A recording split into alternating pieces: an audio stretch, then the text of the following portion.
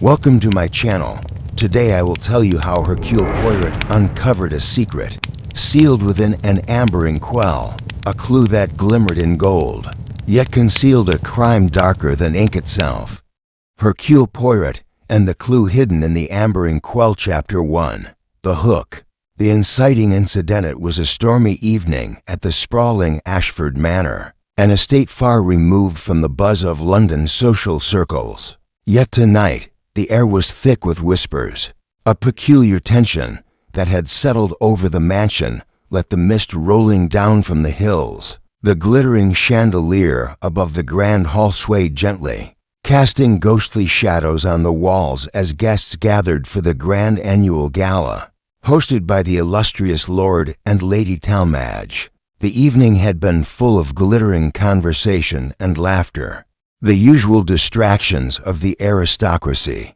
But it was the moment when the clock struck the hour of 10 that everything would change. That was when a scream pierced the otherwise festive atmosphere, a cry so chilling that it turned the glistening champagne into a poisoned chalice. Lady Talmadge, pale as a ghost, was the first to react, dashing toward the direction of the scream. Her party guests, a motley assortment of guests from various walks of life, hesitated. There was a heavy silence, the kind that only a murder could leave behind. Some of the guests exchanged uneasy glances, while others rushed to the scene, only to halt as the butler, Charles, emerged from the library, his face ashen. "Lady Talmadge, Mr. Edmund Sutherland is dead," he said, his voice trembling. A chill seemed to settle upon the room, as the guests began to form an unspoken circle of suspicion, each individual trying to make sense of what had transpired in the library. Edmund Sutherland, a distinguished solicitor with connections to nearly every noble family in the county, was found sprawled across the Persian rug by the amber inkwell set on his writing desk. His face, once ruddy and lively, was now pale and cold. His eyes were wide open, frozen in a gaze that seemed to pierce through the walls, as if he had glimpsed something beyond this world. But it was the inkwell that caught the attention of the onlookers. It gleamed amber in the low candlelight, its lid slightly askew.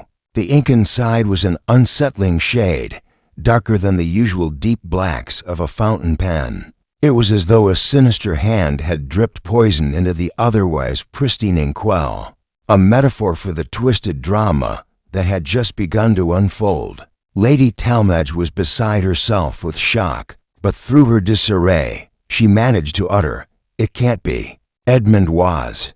He was my most trusted advisor.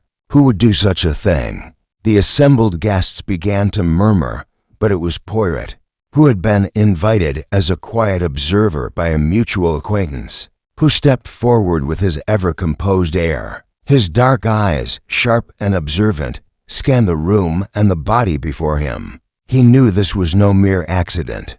The look on Edmund's face confirmed it. This was a death designed to make a statement. "The inkwell," Poirot muttered to himself, his eyes narrowing as they rested on the amber glass. "A peculiar weapon, is it not?" He moved closer, lifting his hand ever so slightly to the inkwell, as though testing the very air surrounding it. Lady Talmadge's nervous eyes followed his every movement, desperate for some semblance of hope in the rising sea of confusion. The guests watched with bated breath as Poirot gently turned the inkwell, inspecting it with the precision of a master detective. His fingers brushed along the edge of the glass, and then, with a slight but deliberate motion, he lifted it from the desk. The liquid inside, despite its opaque darkness, appeared unchanged. But Poirot's sharp gaze had already noted something that had escaped everyone else's attention. A small piece of paper, folded precisely in half, lay just beneath the inkwell, hidden by the glass's slight curvature. Poirot, with the utmost care, retrieved the note. It was delicate, almost fragile, as though it had been waiting to be found for far longer than it should have been. "What is this?" Lady Talmadge whispered, her voice breaking the silence. Poirot glanced up, his face unreadable but his mind already at work. He did not show the note to anyone else, not yet. Instead, he placed it carefully into his pocket and gave the guests one final look. Mon ami, this is no ordinary crime. The ink that once wrote the story of Sutherland's life has been used to mark the end of it. But mark my words, the Inkwell holds a secret, a clue that will unravel the mystery, one twist at a time. The guests were left in stunned silence as Poirot's words hung in the air. What had started as a social gathering had now become the backdrop of a tragedy that would test the bounds of even Poirot's legendary intellect. As he took a step back from the body, Poirot adjusted his perfectly tailored coat and began his methodical observation of the scene. The game was afoot, and he would not rest until he had peeled back the layers of deception surrounding the dead man's. Final moments. Chapter 2.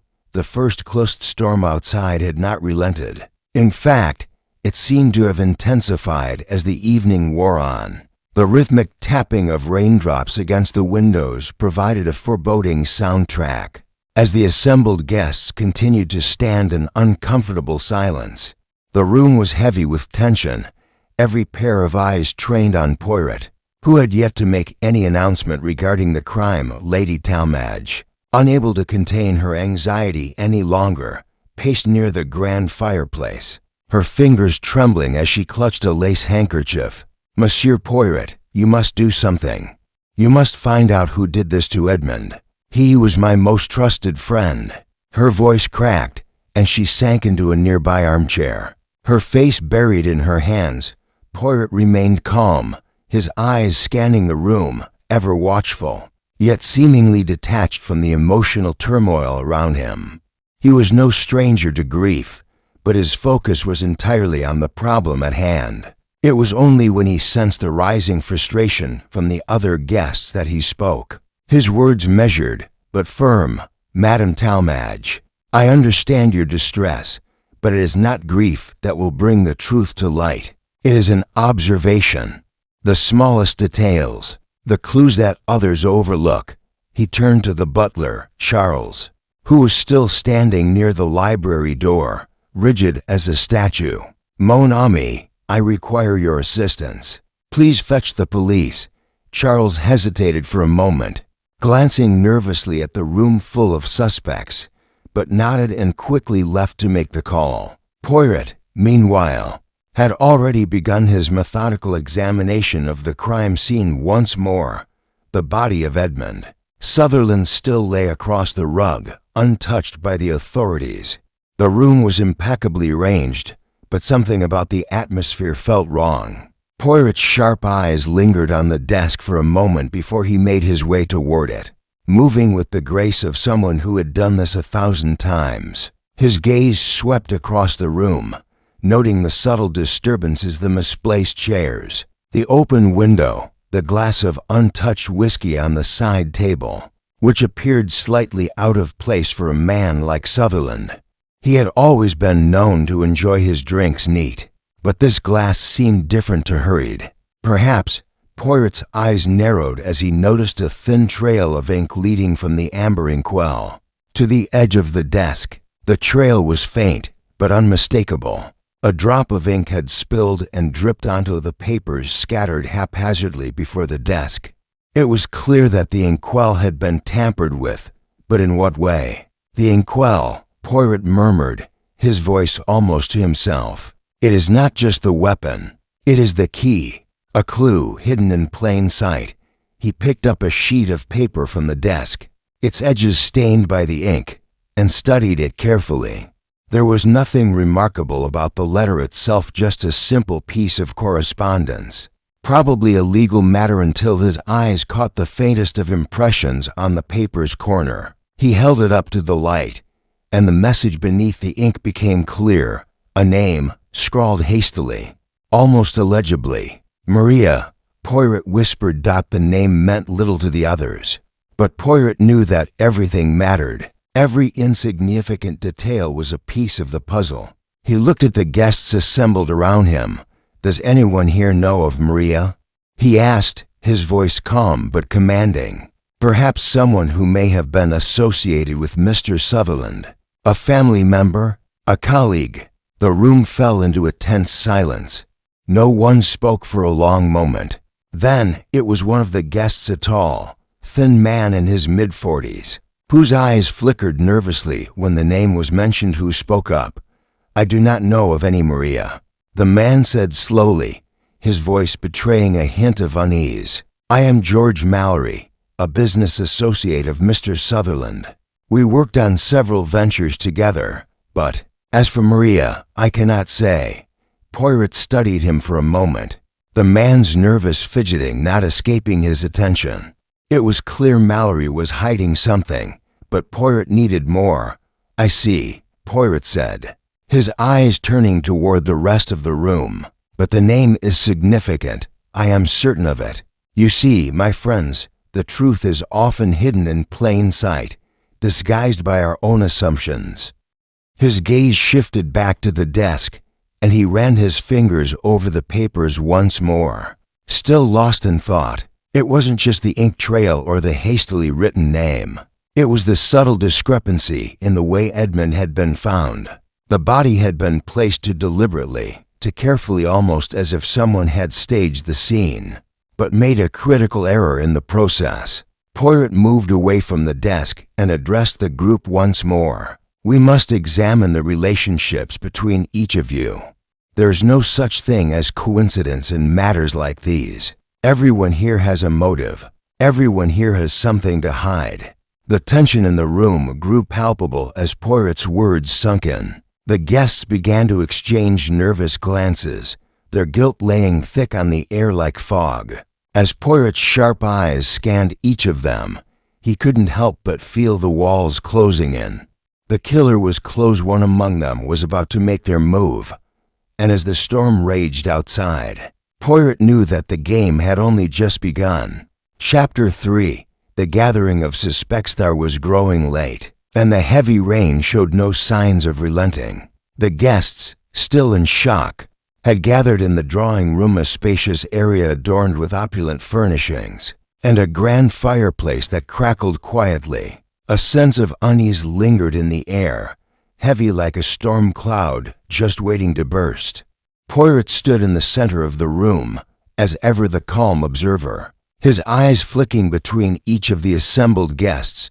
Lady Talmadge, still shaken, was seated in an armchair, her hands clutching the fabric of her dress as though seeking comfort in the texture. She had fallen into an exhausted silence since Poirot's last questions. To her left stood George Mallory, a tall man whose angular face betrayed his nervousness as he adjusted his collar. He appeared to compose for someone who had just experienced such a horrific crime. But Poirot knew better than to judge appearances at face value.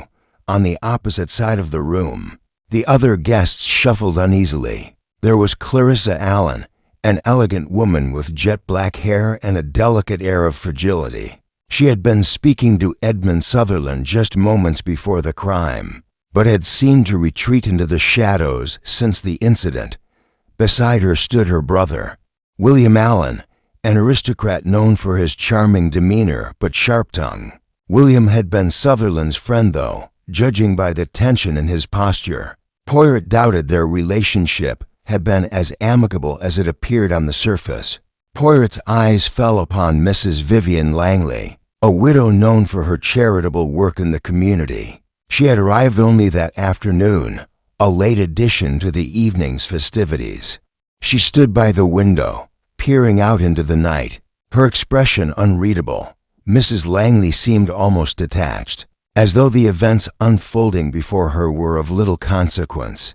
Poirot's sharp gaze lingered on each person, noting the way they interacted with one another, the subtle exchanges of glances and nervous tics. That spoke volumes more than their words ever could.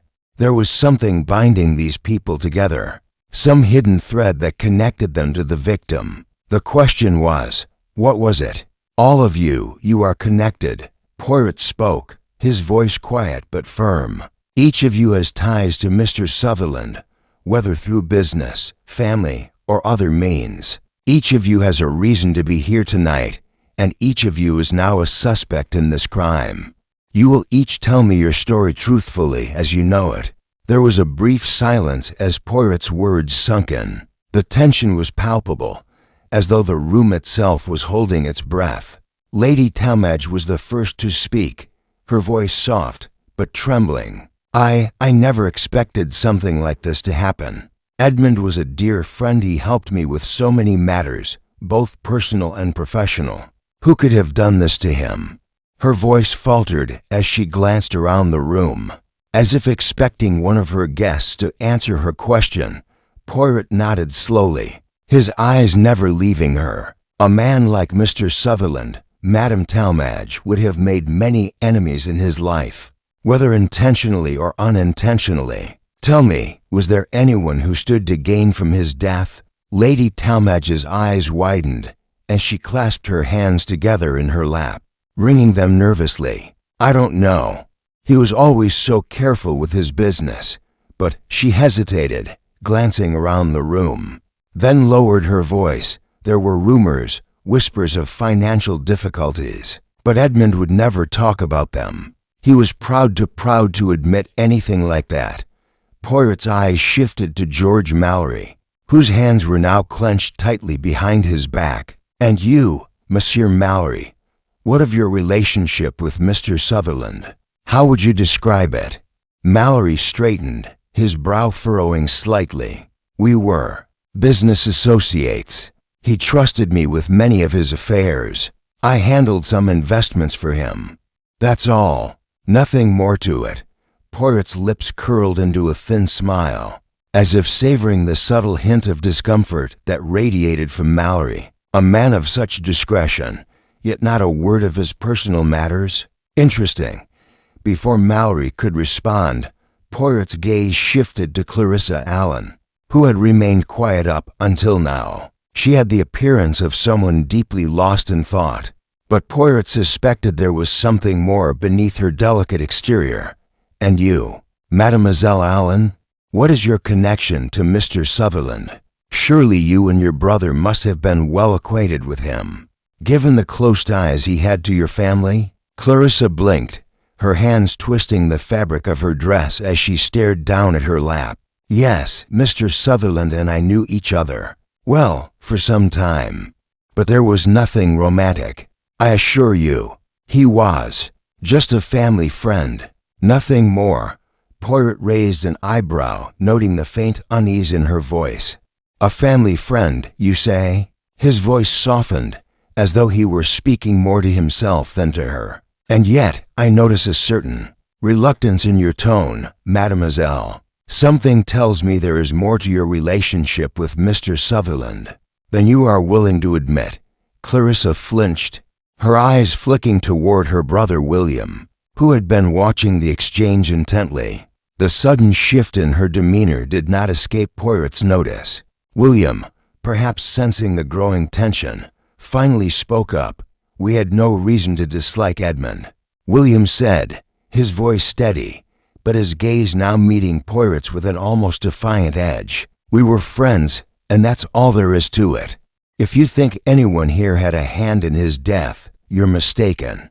Poirot studied him for a moment, then nodded slowly. "Indeed, Monsieur Allen, you may be right, but as I have already said, all of you are suspects until I can determine otherwise." His eyes turned to Mrs. Langley, who had remained silent throughout the interrogation. She stepped forward slightly, her gaze meeting Poirot's with a calmness that only heightened the mystery of her true nature. "I suppose," Mrs. Langley began, her voice smooth and composed, "that I might not have been a regular guest at Ashford Manor, but I knew Edmund through various charitable circles. He was an honorable man, always quick to help those in need." She paused, her expression unreadable. "But I'm sure you know, Monsieur Poirot, that charity isn't always as pure as it seems." Poirot's mind churned, his eyes narrowing ever so slightly. This woman so poised, so seemingly detached, was hiding something. He could feel it. The room grew quieter, the storm outside louder, as if nature itself had conspired to drown out the tension. Within the walls of Ashford Manor, Poirot was no stranger to this kind of atmosphere, the anticipation before the reveal, the dark undercurrent that flowed through even the most seemingly innocent conversation. With the suspects gathered and the first hints of the mystery laid bare, Poirot knew it was time to delve deeper. But the question that loomed in his mind was this: which of these people had the most to lose, and which one would be bold enough to kill to cover their secrets? Chapter 4. Poirot arrives. Tension in the drawing room was thick, palpable. Poirot stood, still and deliberate, observing the group of guests who had gathered in response to his call. There was no more room for small talk or pleasantries. This was a matter of life and death. Edmund Sutherland lay cold in the library, and Poirot, as always, was determined to unearth the truth buried within the lies. The guests fidgeted in their seats, exchanging uneasy glances. Lady Talmadge was clearly beside herself, her handkerchief pressed tightly against her lips. Her knuckles were white, and her gaze flitted nervously between Poirot and the others. George Mallory, his face pale, stood with arms folded, his posture stiff. William Allen's expression remained unreadable, though his fingers tapped restlessly on the arm of his chair. Clarissa Allen was clutching her hands in her lap, her eyes fixed firmly on the floor. Mrs. Langley, silent as ever, stood by the window, her face expressionless. Poirot, however, was unperturbed. His small, neat frame moved with precision, as though each step and gesture was calculated. His sharp eyes flicked over each person in turn, not missing a single movement, a single glance. "I have studied the scene, mon ami," Poirot said, his voice low but commanding. "There's no question in my mind. Mr. Sutherland's death was no accident, and no simple crime of passion. It was deliberate, carefully planned, a crime of opportunity, but one that required a great deal of patience." The guests shifted nervously, but Poirot continued, his gaze never wavering.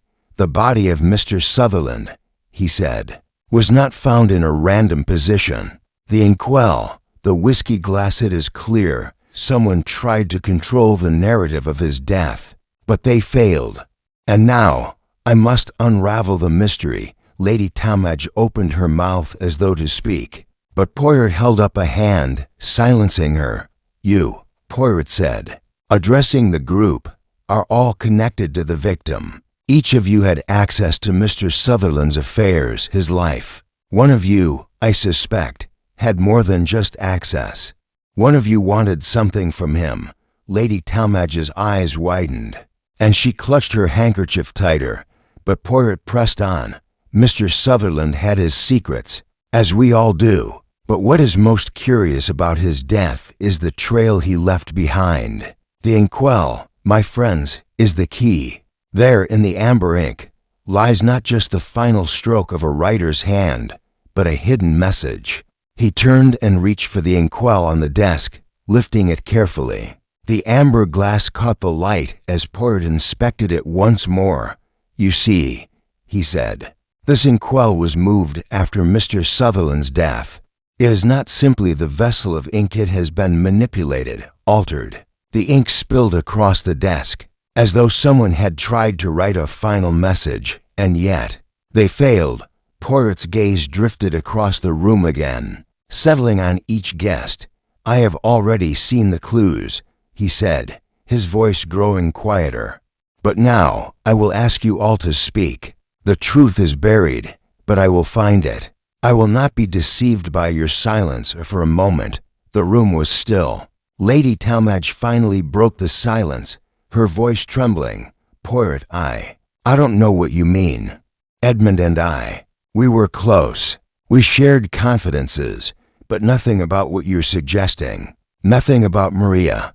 Poirot's eyes flashed. "Maria," he repeated softly.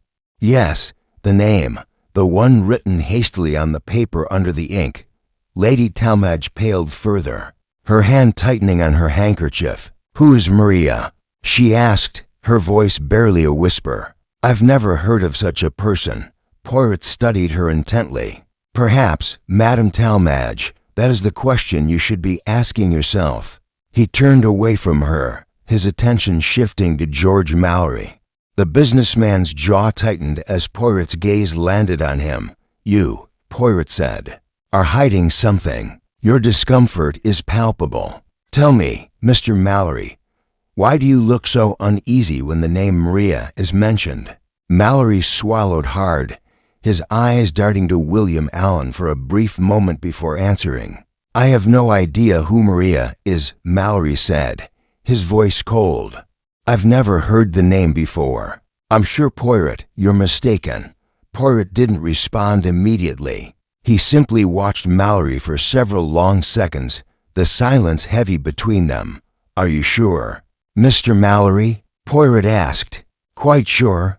Mallory's eyes shifted, but he didn't respond. Poirot turned next to William Allen. "And you, Monsieur Allen, what do you know about Maria?" William Allen's gaze met Poirot's with defiance, but Poirot could see the slight tension in his jaw. "I don't know anything about Maria. My sister and Edmund were friends, and that's all." "This is ridiculous." Poirot's eyes softened for a moment as he took in Allen's words, but only for a moment. He turned to Mrs. Langley. "And you, Madame Langley?" Poirot asked. "You have been silent throughout this investigation. Surely you must know something." Mrs. Langley's expression remained unreadable, but her voice was calm. "I know nothing more than what I've already told you. I was a guest, nothing more." Poirot regarded her for a long moment, then nodded slowly. "Very well," Poirot said. "Then we must continue to dig deeper. The truth will be uncovered. I promise you that." The storm outside seemed to grow louder, and Poirot's mind continued to churn with possibilities. He had seen the cracks in their stories, the hidden nerves, and the flickers of guilt, but there was still so much left to uncover. Chapter 5. Initial interviews begin. Poirot stood in the center of the drawing room, his mind already turning over the clues like a chess player preparing for his next move.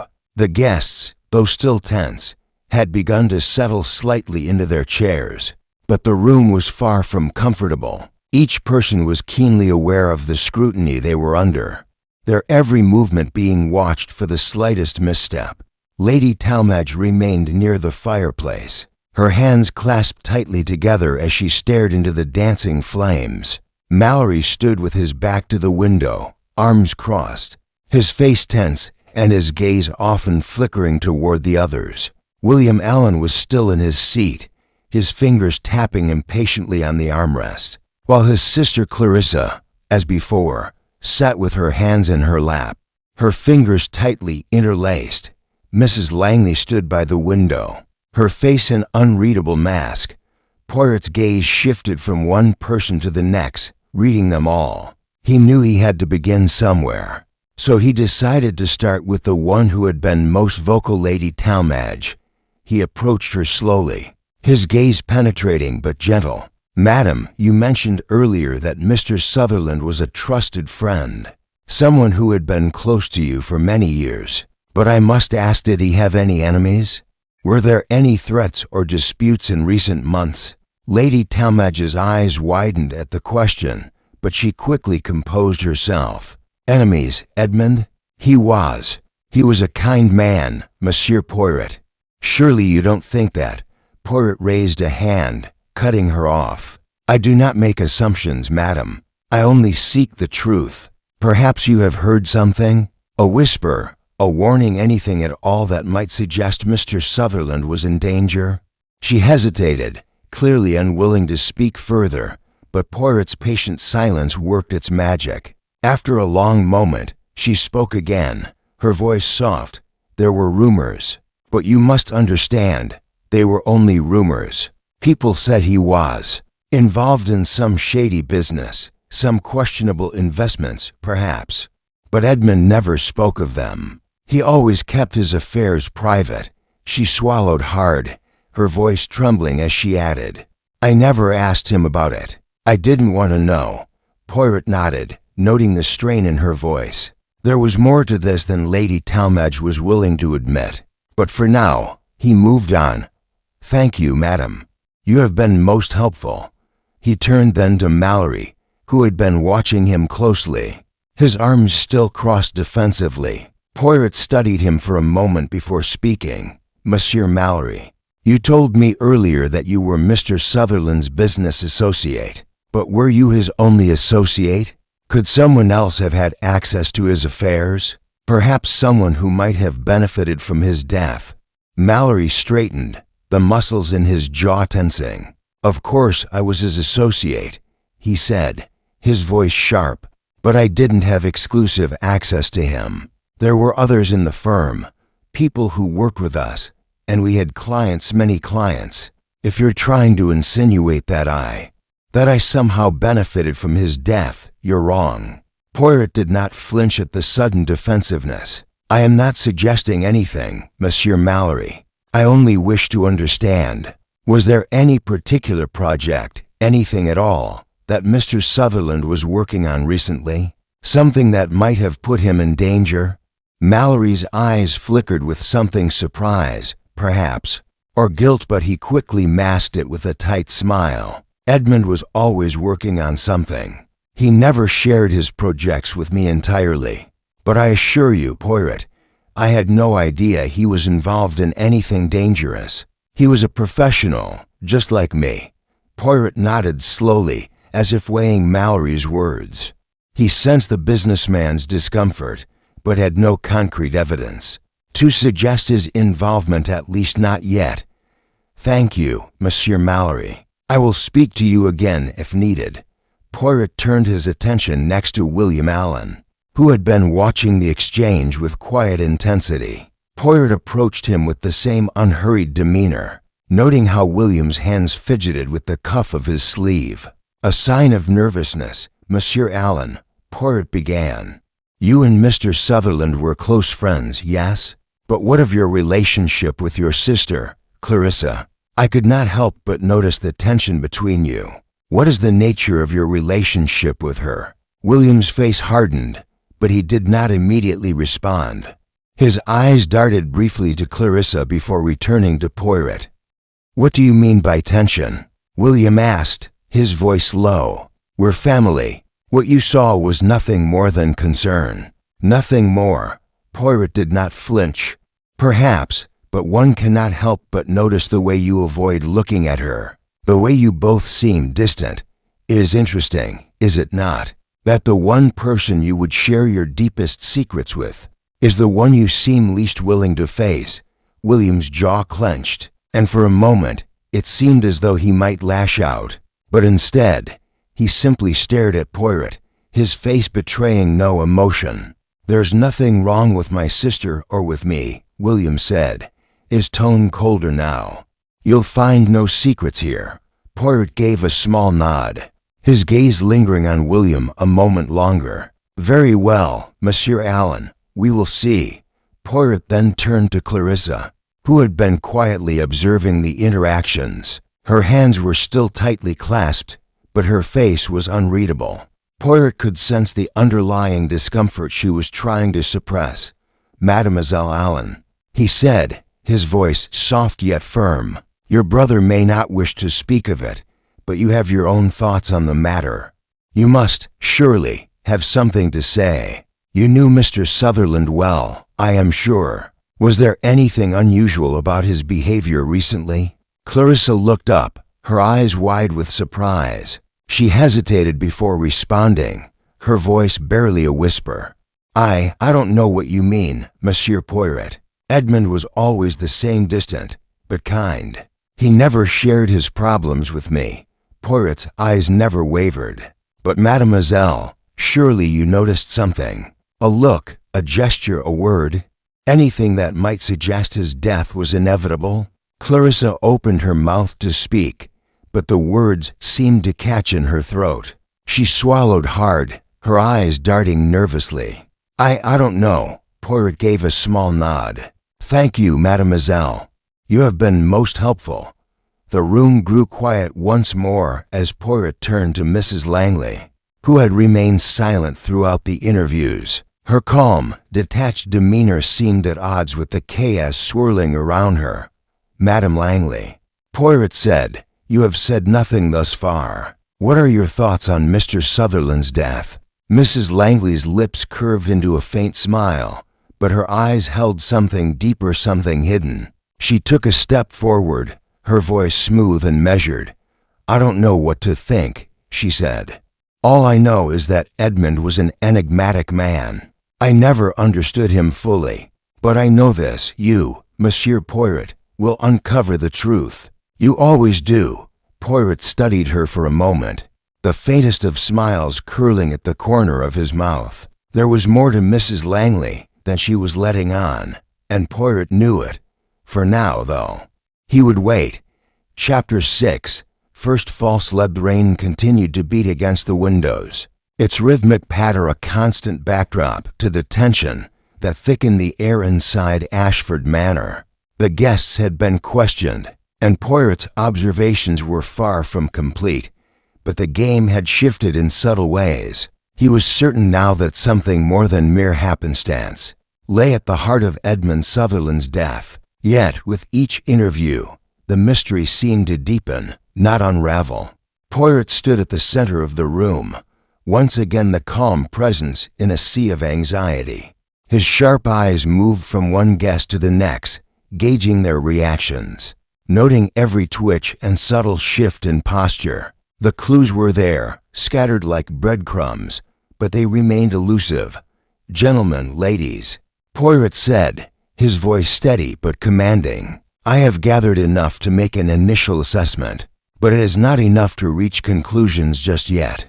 I must ask for your patience as I continue to study the situation." His eyes flickered toward Lady Talmadge, who sat in a chair near the fireplace, her hands once again clasped tightly together. Mallory had grown more agitated with each passing moment, his movements jerky, and his gaze constantly shifting between the others. William Allen, though outwardly calm, seemed to be a well of barely contained tension. Clarissa sat quietly, but her hands betrayed her, clutching her dress so tightly her knuckles were white. "Tell me, Madame Talmadge," Poirot began, shifting his gaze to her.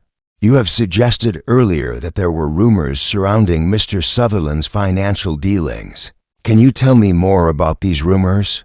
Did anyone stand to gain from his death?" Lady Talmadge's face tightened, her lips parting to speak but quickly closing again. She inhaled deeply, then exhaled slowly. I don't know anything specific," she said, her voice low, barely above a whisper. "But I did hear that there were some legal disputes, some questionable investments. But that was all." Poirot's eyes narrowed slightly, though he gave nothing away. "And who, madam, might have known about these matters? Who could have taken advantage of such a situation?" Lady Talmadge hesitated, her gaze drifting to George Mallory, who stood with his back against the wall, a slight frown on his face. He seemed to flinch at her glance. "Mr. Mallory," Poirot said, his voice drawing Mallory's attention, "you mentioned before that Mr. Sutherland was a friend. But business associates, they often share more than friendship, do they not? Was Mr. Sutherland's financial situation known to you?" Mallory shifted uncomfortably, the muscles in his jaw tightening. "I had access to some of his investments, yes," he said, his voice strained, "but I didn't know the full extent. Edmund was private about his finances." Poirot took a moment, letting the silence stretch before speaking again. "A private man. Yet someone must have known enough to act on it." Lady Talmadge's gaze flickered back and forth between Mallory and Poirot, her eyes clouded with confusion. "But if he had enemies, why would they kill him in such a public way? Why not a more discreet approach?" Poirot's eyes sparkled with a hint of understanding. "A public death, madam, can often be the most dangerous of all. It serves a purpose, a statement, if you will." There was a brief pause, the weight of Poirot's words sinking in. Lady Talmadge did not respond, and Mallory shifted his weight from one foot to the other. Poirot, sensing that he had reached the edge of a breakthrough, decided it was time to push further. "Monsieur Mallory," Poirot said, his voice sharp, I would like to ask you about the events leading up to Mr. Sutherland's death. You were one of the last to see him, were you not?" Mallory's eyes widened slightly, but he quickly recovered, his face a mask of indifference. "Yes, I was one of the last, but I was only speaking to him about business. There's nothing unusual about that. Is that so?" Poirot's tone remained calm, but his eyes were calculating. "And what was Mr. Sutherland working on, Monsieur Mallory? Was there something specific in his affairs that might have led to his untimely demise?" Mallory opened his mouth to speak, but at that moment, the door to the drawing room opened. It was Charles, the butler, who entered with a look of urgency on his face. "Excuse me, Monsieur Poirot," Charles said, his voice low, "but the police are here." "They've arrived." Poirot glanced at the door, then nodded curtly. "Ah, good. Let them in, please." Charles stepped aside to allow the police officers to enter the room. The tall, stoic figure of Inspector Davison took the lead, followed by two uniformed constables. Davison was a man of few words, his face lined with experience. Poirot greeted him with a polite nod. "Ah, Inspector, I trust you've come to help us uncover the truth." Inspector Davison gave a curt nod, his eyes scanning the room and taking in the guests with a practiced eye. "Indeed, Poirot, we'll take it from here, but you've already gathered some leads, I trust?" Poirot smiled thinly, his eyes flicking to Mallory. "I have, but there is still much to be uncovered. I believe we are on the verge of something significant, Inspector. A false lead, perhaps, but one that might help us narrow down the field." The inspector raised an eyebrow. "A false lead?" Poirot's smile deepened, but he said nothing more. He watched as the officers began their initial assessments of the scene, their movements methodical, their focus unwavering. Poirot knew they had their own ideas, but the pieces were still scattered. It would take a keen mind to fit them all together. As the officers began to take control of the room, Poirot turned his attention back to the guests. His suspicion had only deepened, and now, more than ever, he was certain someone in this room was hiding something, and it would only be a matter of time before they slipped up. Chapter 7. The psychological Gammoth police had begun their investigation, the atmosphere in the room shifting as they took over the scene. Inspector Davison's team moved with precision, their sharp eyes scanning every detail of the room. Meanwhile, Poirot remained at the center of the group of suspects, observing with quiet intensity. He had gathered enough to begin making his deductions, but there was something more. He needed a shift in the suspects' behavior, a crack in their fouet. Poirot knew that each of them was hiding something. The trick was finding what it was and drawing it out.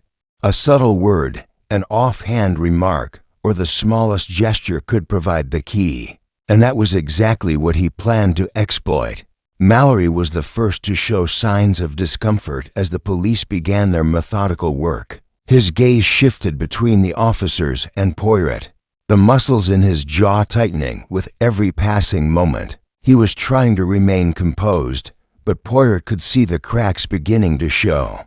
Poirot took a step toward him, his voice calm and controlled. "Monsieur Mallory, you were one of the last to see Mr. Sutherland alive. You mentioned that you were discussing business, but I wonder what exactly was discussed. What was so urgent that it required Mr. Sutherland's attention at that late hour?" Mallory stiffened, his eyes flickering to the others in the room before returning to Poirot. "It was nothing," Mallory said, his voice too smooth, too practiced. "Just business matters, as I said. There's nothing unusual about it." Poirot nodded slowly, his eyes never leaving Mallory's face. "Nothing unusual, you say? And yet, I sense you're hiding something. It's not your words that give you away, Monsieur Mallory, but your actions. You fidget, you avoid eye contact, and when you speak, your tone betrays you. What is it you're so anxious to keep hidden?" Mallory's face flushed, and his fingers clenched at his sides. "I have nothing to hide, Poirot.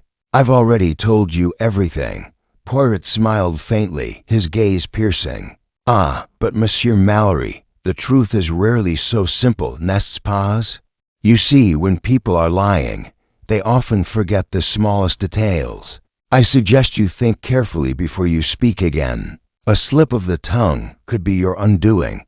Mallory glared at Poirot, but the detective's words had struck a chord. Mallory shifted uncomfortably, but Poirot moved on, knowing that the businessman would crack under the pressure eventually. For now, it was time to turn to the others. He next approached Clarissa Allen, who sat quietly, her gaze fixed on her lap. She had said little during the earlier interviews, but Poirot had noticed the way she avoided eye contact with her brother, the tension between them palpable. The dynamics of family often held the darkest secrets, and Poirot was certain that there was more to this relationship than met the eye. "Mademoiselle Allen," Poirot began, his voice smooth but probing, "your brother, Monsieur William Allen, seems to have a protective nature. Would you not agree? Yet you seem to distance yourself from him. Why is that, I wonder? Could it be that you know something about Mr. Sutherland's death that you have not yet shared?" Clarissa's eyes flicked up to meet Poirot's, and for a brief moment, there was a flicker of something in her expression, a flash of fear, perhaps, or guilt, but it was gone as quickly as it had appeared. She straightened in her chair, her hands still clasped tightly in her lap. "I don't know what you mean," Clarissa said, her voice barely above a whisper. "William and we've had our differences, but Edmund had nothing to do with that. I swear to you, Poirot." Poirot's gaze softened ever so slightly, but his tone remained firm. "I did not say that Mr. Sutherland had anything to do with it, mademoiselle. But the fact remains that there is something you are withholding. It is not just your brother you are avoiding, but the truth." Clarissa's face paled, and for a moment, Poirot thought she might break. But then, as though steeling herself, she straightened her back, her eyes hardening. "I have nothing to say about it. Nothing more to say." Poirot nodded, his expression thoughtful. "Very well, Mademoiselle Allen. We will see if your silence speaks louder than your words." Turning from her, Poirot moved to Mrs. Langley, who had been standing quietly by the window throughout the interview. The widow had kept to herself, observing the proceedings with a detached air. But Poirot had learned long ago that the most composed people often had the most to hide. "Madame Langley," Poirot said, his voice smooth and disarming, "you have been quiet throughout these interviews. I wonder, why is it that you have said so little? Could it be that you know more than you're letting on?" Mrs. Langley turned to face him, her expression calm, almost serene. "Monsieur Poirot, I am merely an observer here. I did not know Mr. Sutherland well enough to offer anything of value to your investigation." Poirot studied her carefully, the subtle hint of a smile tugging at his lips. "Ah, but Madame Langley, it is often those who are least connected who see the most clearly. You are not just an observer. You are, I suspect, far more involved than you would have us believe." Her lips tightened, but she remained composed. "You have no reason to suspect me, Poirot. I'm just here as a guest." Poirot's smile deepened ever so slightly. "Everyone is a guest here, madam. But not everyone is as innocent as they appear." Poirot could feel the game shifting, the tension rising as each suspect began to falter under the pressure. But he also knew that he had to be patient. His next move would need to be calculated, a carefully timed question, a psychological nudge that would force one of them to crack. And Poirot was certain someone would crack. Chapter 8. A secondary mystery. Atmosphere in Ashford Manor had grown even more tense with the arrival of the police officers. The hum of activity seemed distant to Poirot, whose mind was absorbed in the task at hand. The investigations continued, but Poirot had already begun to form his conclusions. He was close, so very close to understanding the full scope of the puzzle. But there was still one element that did not add up. Poirot was studying the room when Charles, the butler, entered with a nervous expression. Monsieur Poirot, he said softly, there has been another development. Something that might interest you. Poirot turned toward him, his eyebrows raised. Another development? What do you mean? Charles hesitated for a moment before continuing. It's a letter, monsieur. It appears to be of great importance. It was just found in Mr. Sutherland's desk.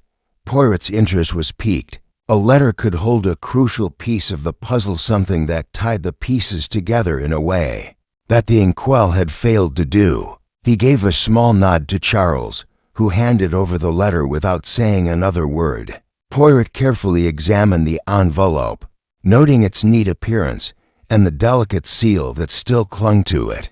He slid his fingers along the envelope, carefully tearing it open. Inside, there was a single piece of paper, folded neatly in half. Poirot unfolded it, his eyes scanning the words that were hastily written. To my most trusted colleague, if you're reading this, it means that I have failed to act on the information I had gathered. It is with a heavy heart that I leave this behind. But I must warn you, the secrets I've uncovered are dangerous. Maria is at the center of it all. She must be stopped before it's too late. If you cannot reach me, you must act in my stead. With great urgency. Edmund Sutherland. Poirot read the letter twice, his mind immediately filled with more questions than answers. Maria, again. But who was she, and why was Mr. Sutherland so desperate to stop her? The urgency in his words was clear. This was no ordinary letter, and it was no coincidence that it had been found just now. He folded the letter and placed it carefully in his pocket, a plan beginning to form in his mind. He turned to the guests, all of whom were watching him with varying degrees of curiosity and suspicion. None of them seemed to fully understand the gravity of the situation except for one. Lady Talmadge was the first to speak, her voice laced with confusion. Maria, who is this person? What has she to do with Edmund's death? Poirot regarded her carefully, the pieces of the puzzle starting to click into place. That, madam, is what I intend to find out. It seems that Mr. Sutherland's death was not a random act. He had uncovered something far more dangerous than we had anticipated. He turned to the group of suspects, watching their faces closely. Each one was reacting in their own way. Mallory, who had been so defensive earlier, was now oddly still. His gaze locked onto Poirot with growing concern. William Allen's jaw clenched, and his eyes darted to his sister, Clarissa, who was sitting quietly, her hands folded in her lap. Poirot stepped forward, his tone quiet but firm. This letter, my friends, suggests that Mr. Sutherland's death was not the result of a single person's actions. It is the culmination of a long chain of events, an attempt to silence him, no doubt. But for what and why? There was a long silence before William Allen spoke up, his voice cold and measured. You're suggesting that someone here is involved in this, that we had something to do with Edmund's death? Poirot nodded slowly, his eyes narrowing. It is not just a suggestion, Monsieur Allen. It is a fact. One of you here had both the opportunity and the motive to silence Mr. Sutherland, and I intend to find out who. Lady Talmadge stood up abruptly, her face pale. No, you must be mistaken. Edmund had no enemies.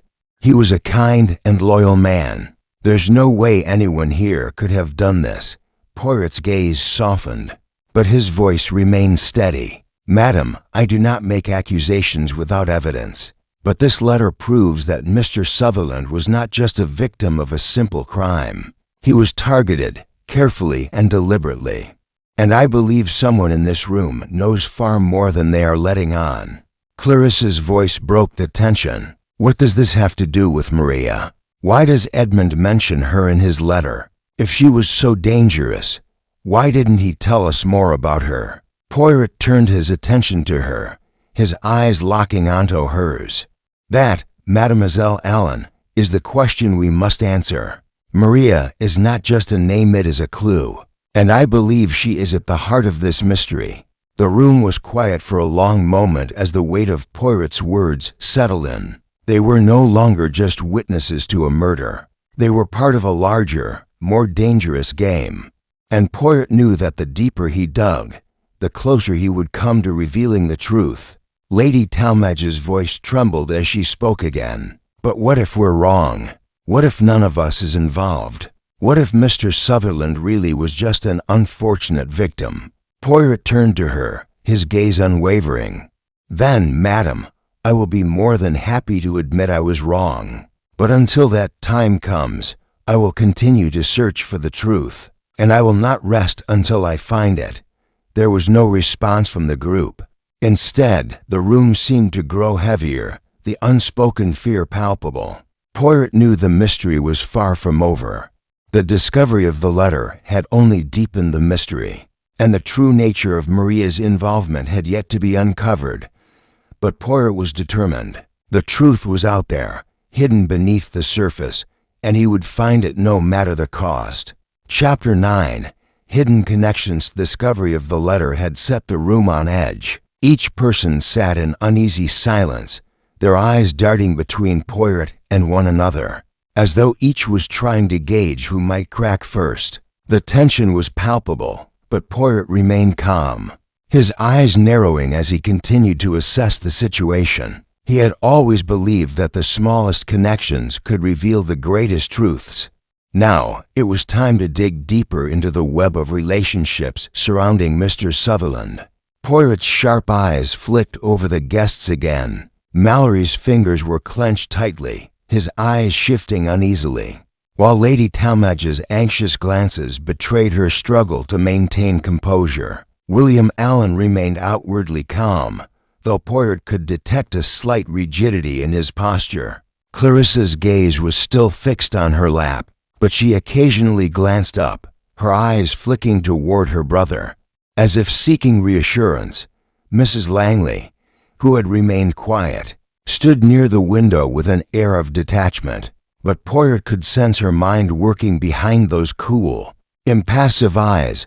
Poirot moved to the center of the room, his presence commanding attention. "My friends," he began, his voice measured but firm, "I have no doubt that each of you has a part to play in this mystery.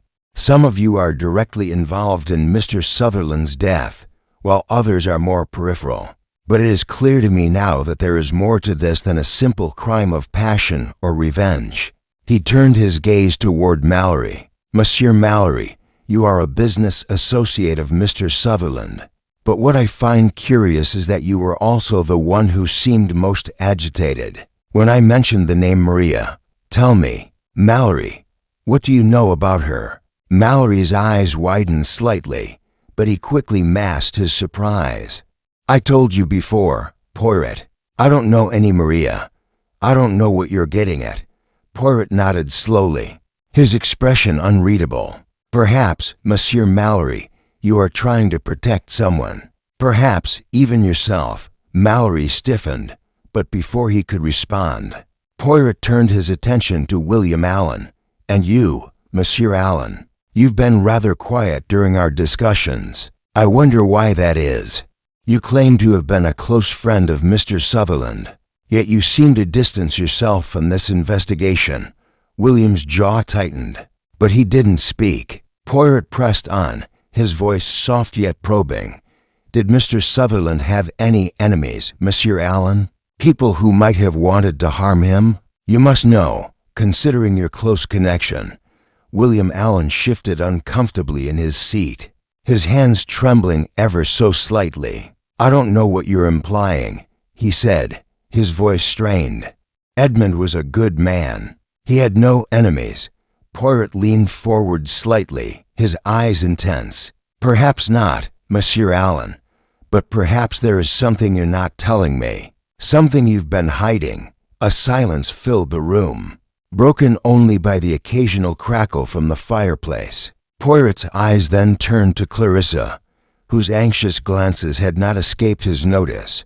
He had seen the subtle signs of discomfort when she spoke with her brother, and now he sought to unravel the truth.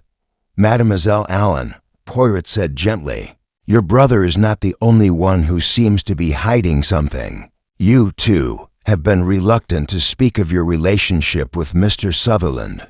But it is not just your brother you are avoiding. I sense that you, too, know more than you let on."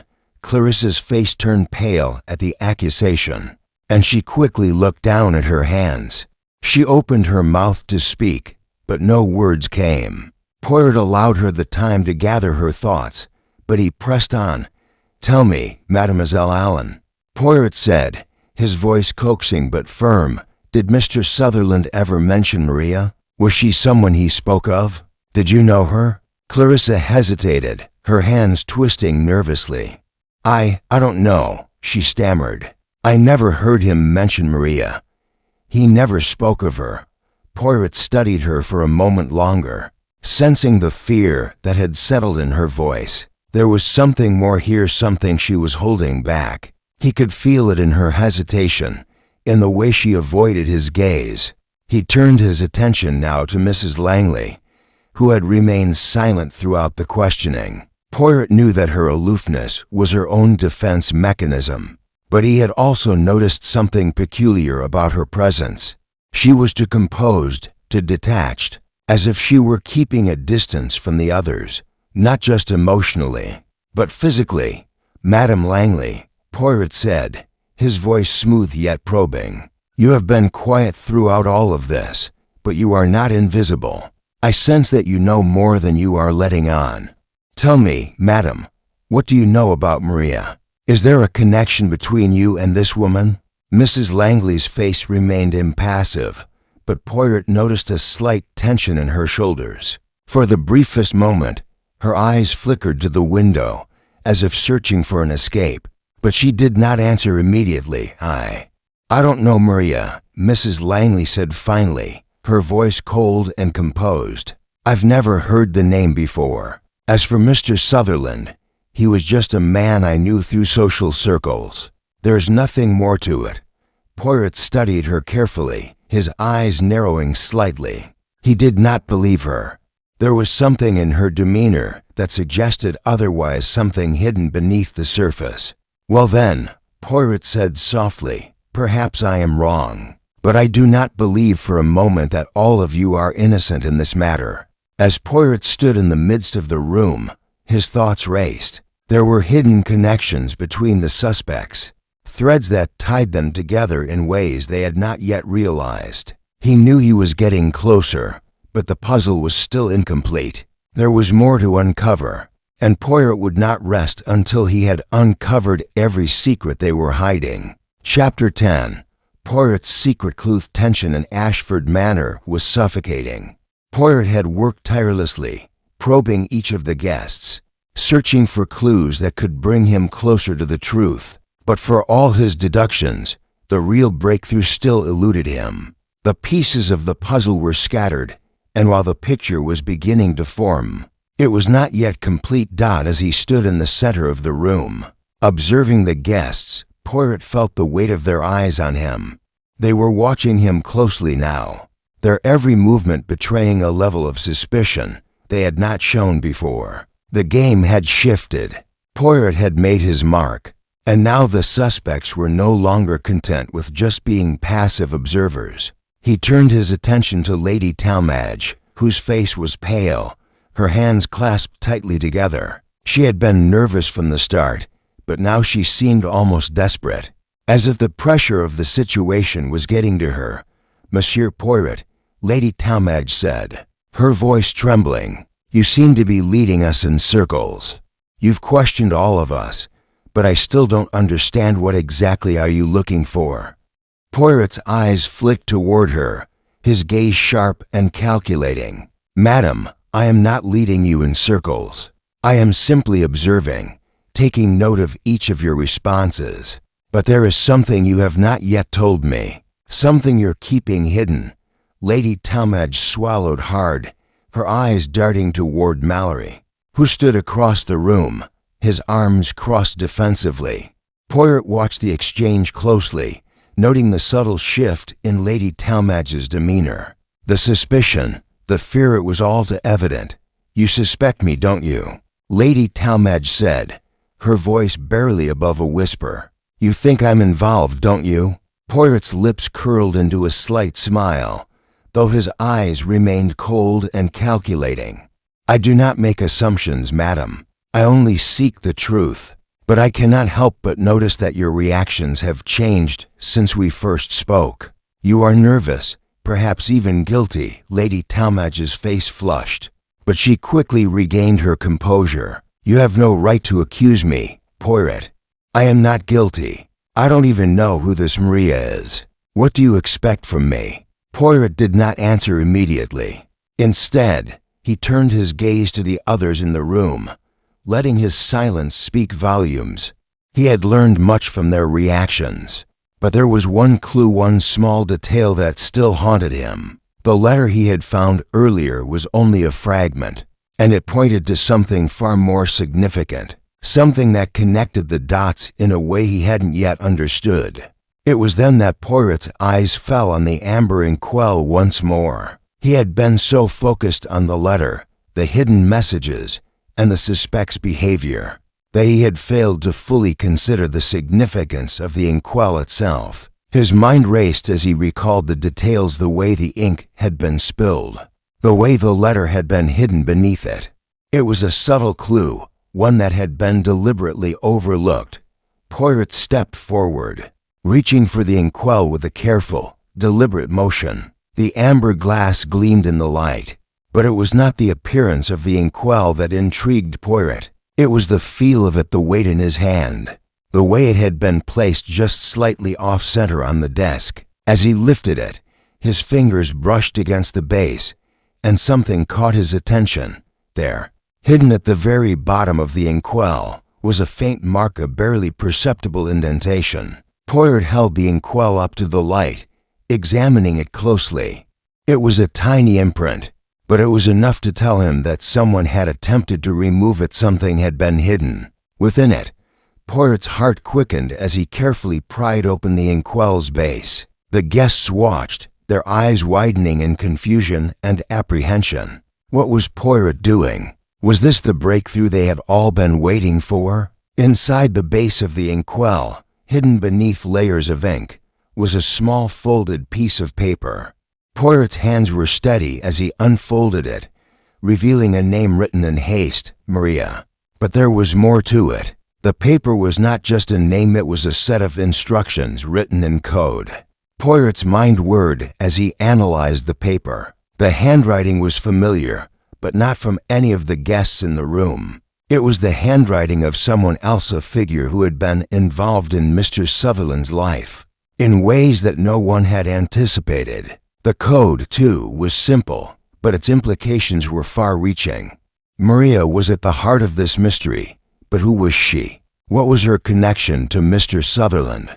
Poirot raised the paper for all to see, his voice low and deliberate. "This, my friends, is the key. It appears that Mr. Sutherland had uncovered something far more dangerous than we imagined. He had found something hidden, something that was meant to remain a secret." The guests exchanged nervous glances, their unease palpable. They had not expected this.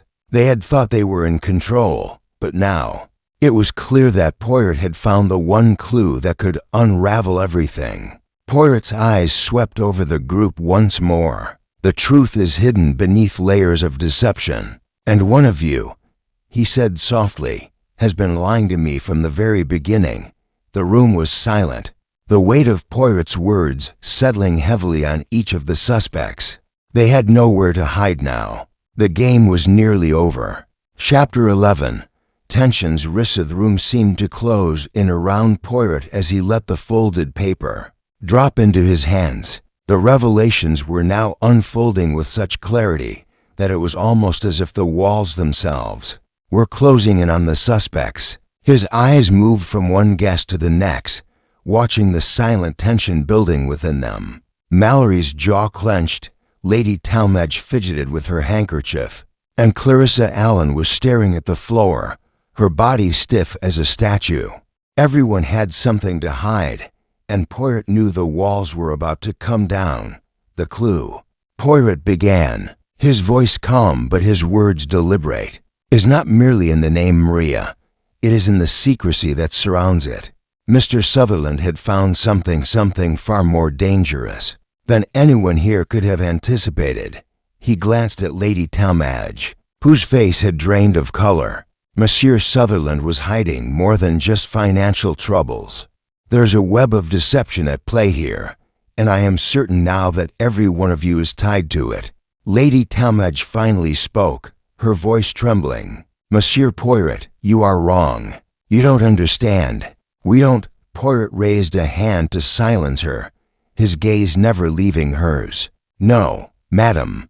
I understand better than you think. The letter found in the Inkwell was a mere clue, but it was not just Mr. Sutherland's life that was at risk. He had uncovered something far deeper, something that threatened not only his life, but the lives of others. Clarissa, who had been quiet until now, suddenly spoke up, her voice sharp. What are you saying? That Edmund was involved in something criminal? That's absurd. Poirot turned his attention to her, the weight of his gaze making her flinch. Mademoiselle Allen, you are not the first to make such an assumption, but you are also the first to react so strongly. Why is that? What do you know about your brother's dealings with Mr. Sutherland? Clarissa looked up at Poirot, her eyes wide with a mixture of disbelief and fear. She began, but her voice faltered. She glanced quickly at her brother, William, who remained silent, his hands clenched tightly in his lap.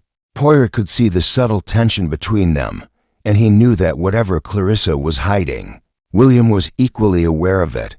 Poirot stepped closer, his voice calm but insistent. Mademoiselle, your silence speaks volumes, and your brother, his discomfort is also telling. I see that the two of you are not as innocent as you claim to be.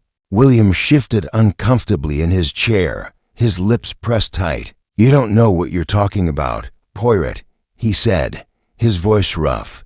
My sister and I had nothing to do with Mr. Sutherland's death.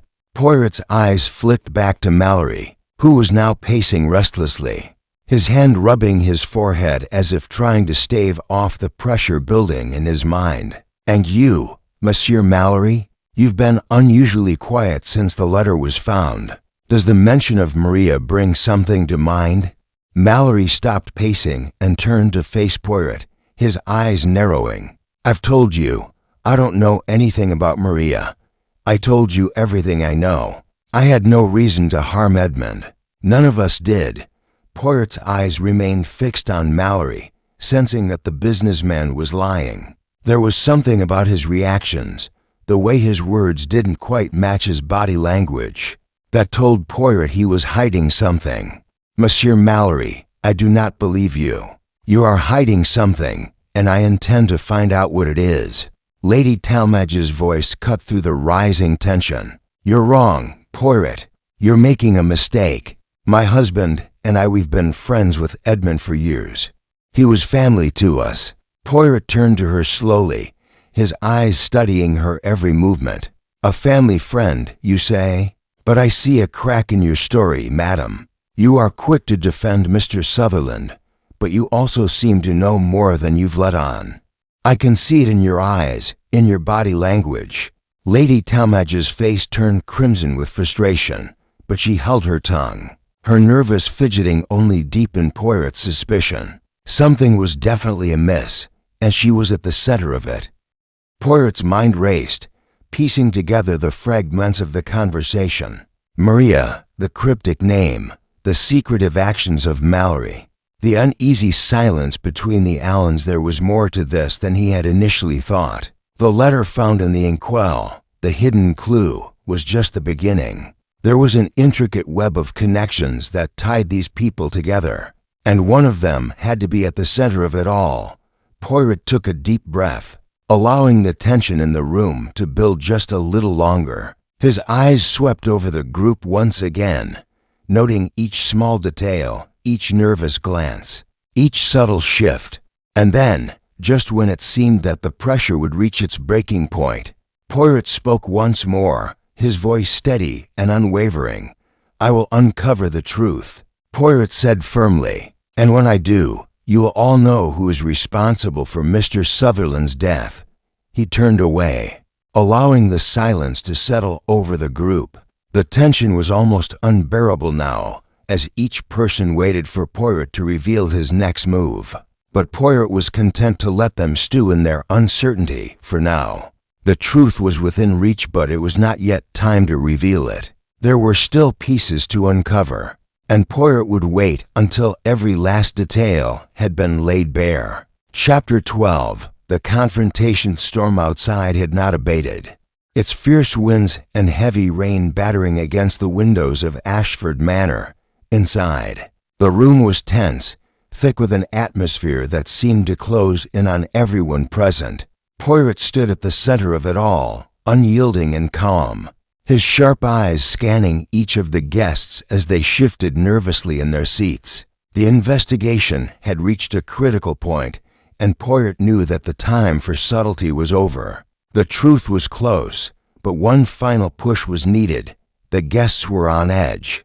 They could feel it in the way Poirot's gaze moved from one to the next, lingering a little too long on certain faces, as though he were waiting for them to make a mistake. Mallory stood near the fireplace, his posture rigid, his arms crossed. Lady Talmadge sat with her hands clasped tightly in her lap, her gaze fixed on the floor.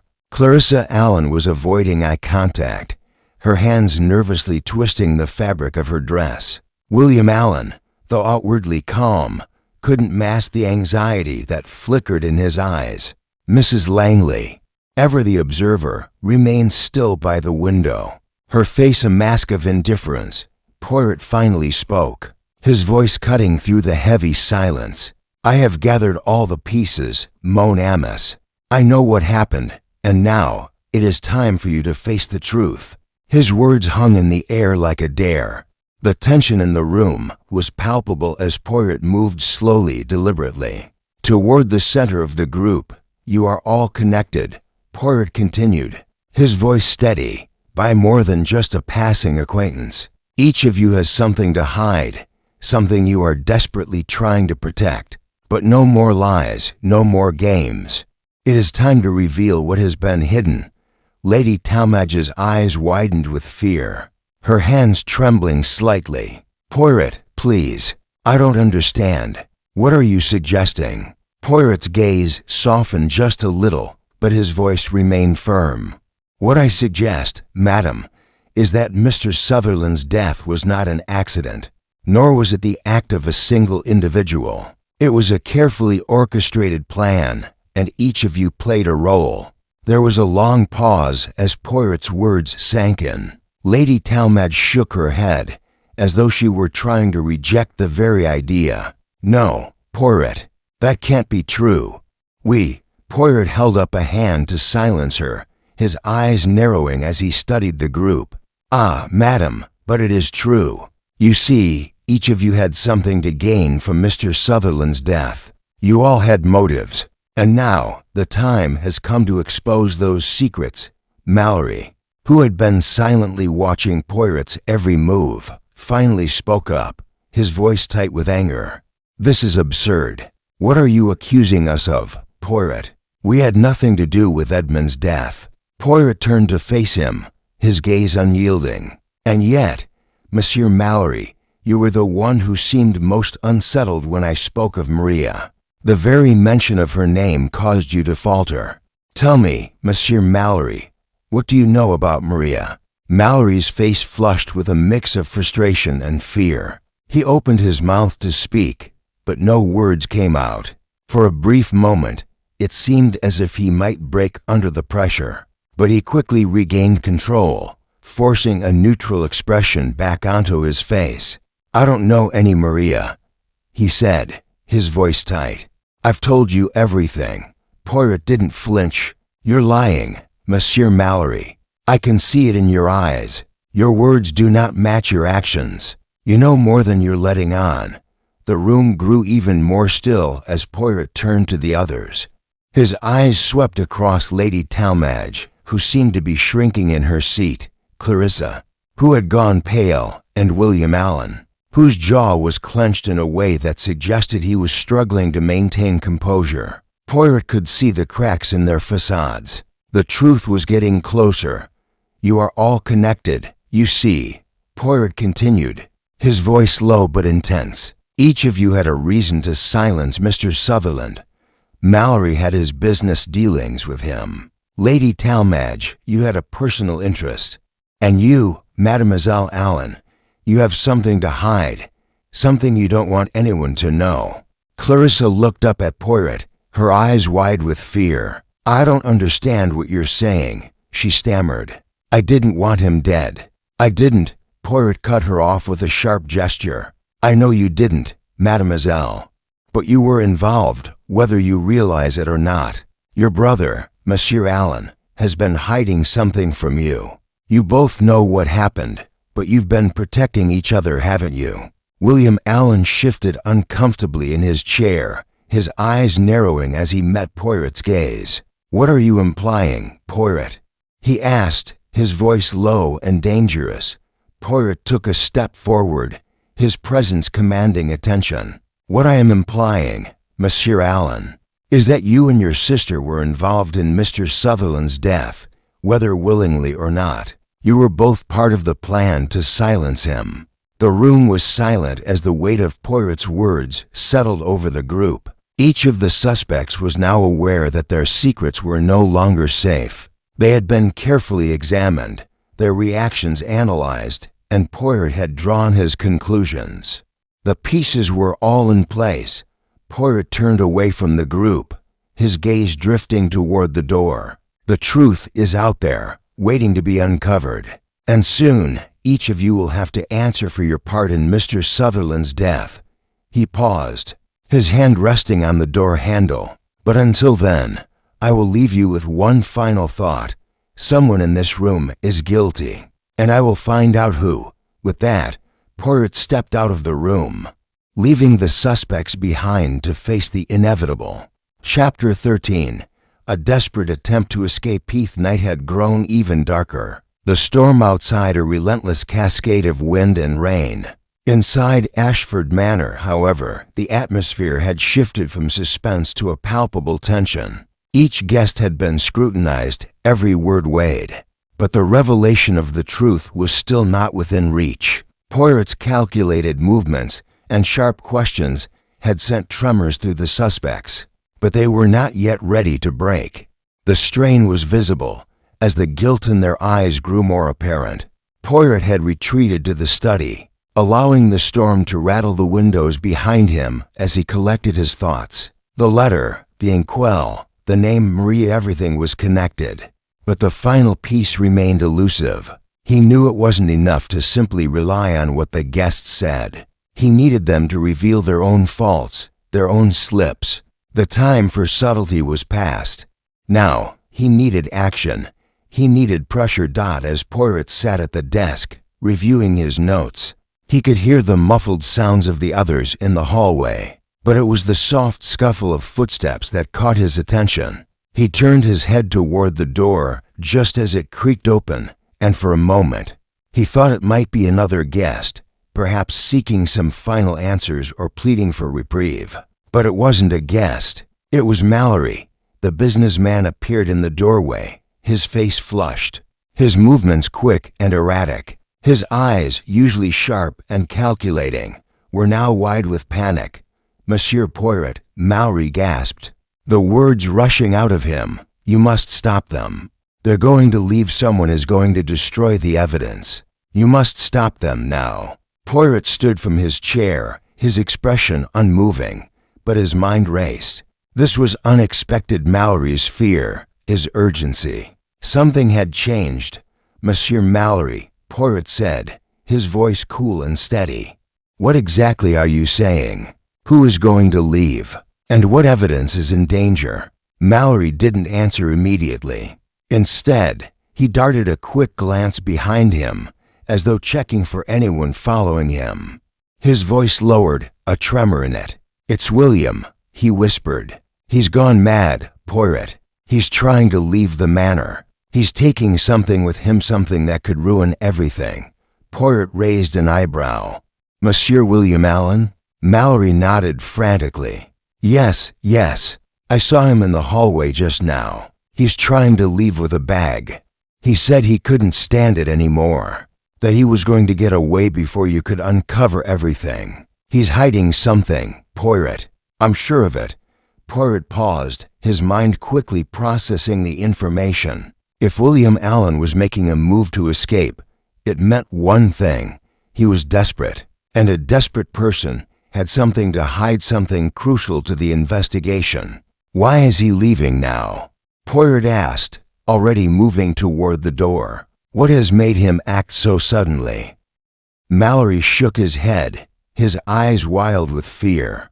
He's been acting strange ever since you started questioning him. It's like he knows you're getting closer. I don't know what he's planning, but I have to stop him before he does something that will ruin everything. If he escapes with whatever he's got, Poirot, we may never find out the truth. Poirot placed a hand on Mallory's shoulder, stilling his anxious movements. You are correct in one thing, Monsieur Mallory. We cannot let him leave now, but we must not be hasty in our actions. We need to approach this carefully. We cannot let him know we are onto him. Mallory nodded, though his expression remained fearful. What do we do? Poirot's eyes were calculating as he looked past Mallory and out into the hallway. We wait, monsieur. Let him make his move. Then we will act. They both stood in silence for a few moments, the tension thick in the air.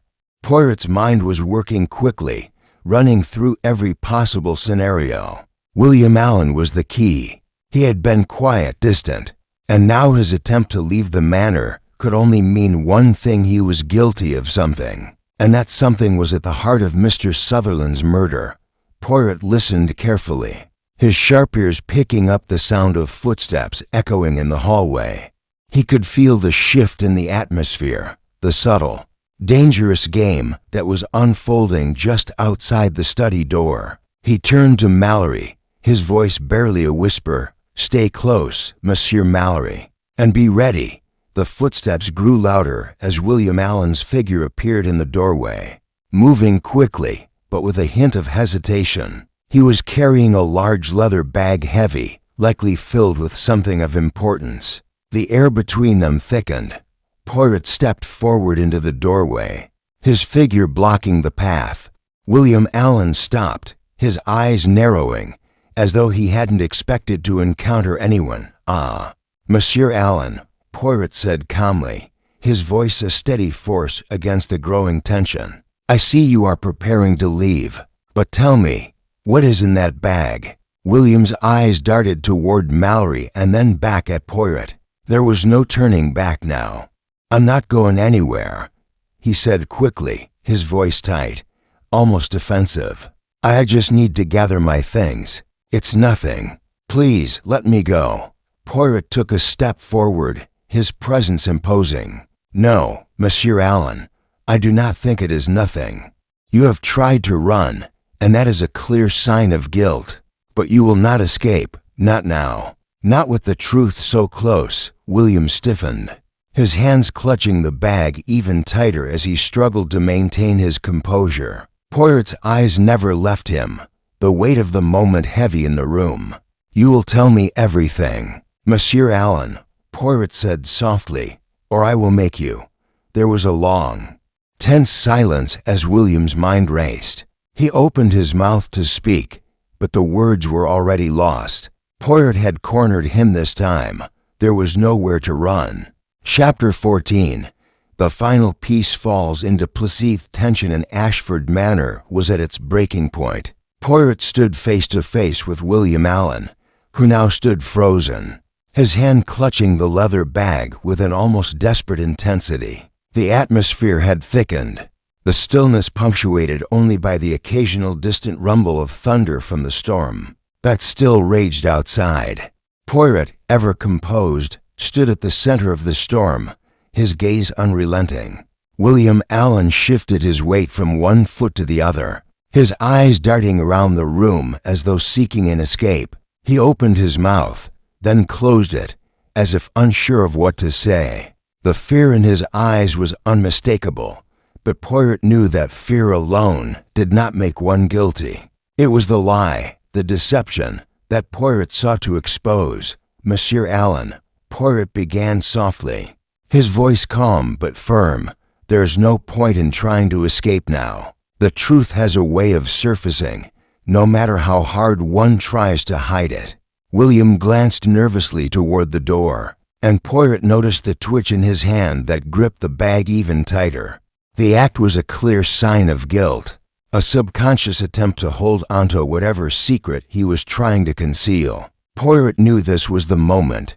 The walls were closing in, and the truth was close. "You do not need to hide anymore, Monsieur Allen," Poirot continued, his tone growing firmer, more direct. "Whatever is in that bag, whatever you are carrying, will not protect you. I will have the truth." William stiffened, but his eyes remained fixed on Poirot. His face conflicted. He seemed to weigh his options, whether to run, to fight, or to finally confess. Poirot stood still, his hands clasped in front of him, awaiting his move. The room was suffocating with anticipation. Finally, after a long moment of silence, William dropped the bag onto the floor with a heavy thud, the action almost as though he had surrendered. His shoulders sagged, and his gaze finally met Poirot's. There was a mixture of shame and resignation in his eyes. "You want to know the truth, Poirot?" William's voice was hoarse, barely above a whisper. "I did it.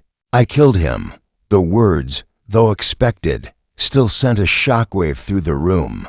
Mallory, who had been watching quietly from the side, took a step back, his face pale. Clarissa, too, looked stunned, her eyes wide with disbelief. Lady Talmadge's breath caught in her throat, but she remained silent, her eyes fixed on her son.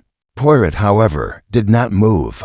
He simply nodded, as though the confession was a natural progression in the investigation. He had known it was coming, but hearing it from William's lips brought the pieces together in a way that words could not convey. "You killed him, Monsieur Allen," Poirot repeated, his voice calm.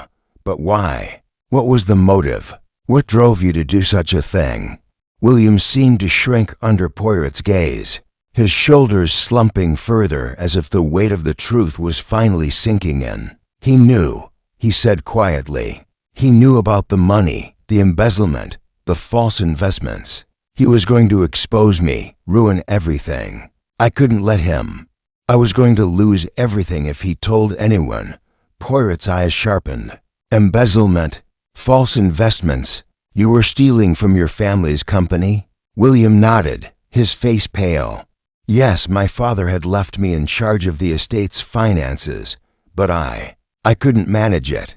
I made bad decisions, hid the losses, and when Edmund started asking questions, I knew he was onto me. He was going to expose me, and I couldn't let that happen." Lady Talmadge gasped softly, her face a mixture of horror and disbelief. "William, no, you didn't. I had no choice."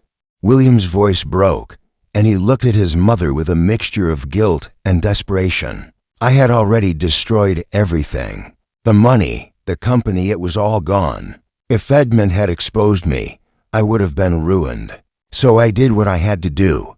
Poirot stood silently for a moment, absorbing the confession. His mind was racing, piecing together the threads of the mystery.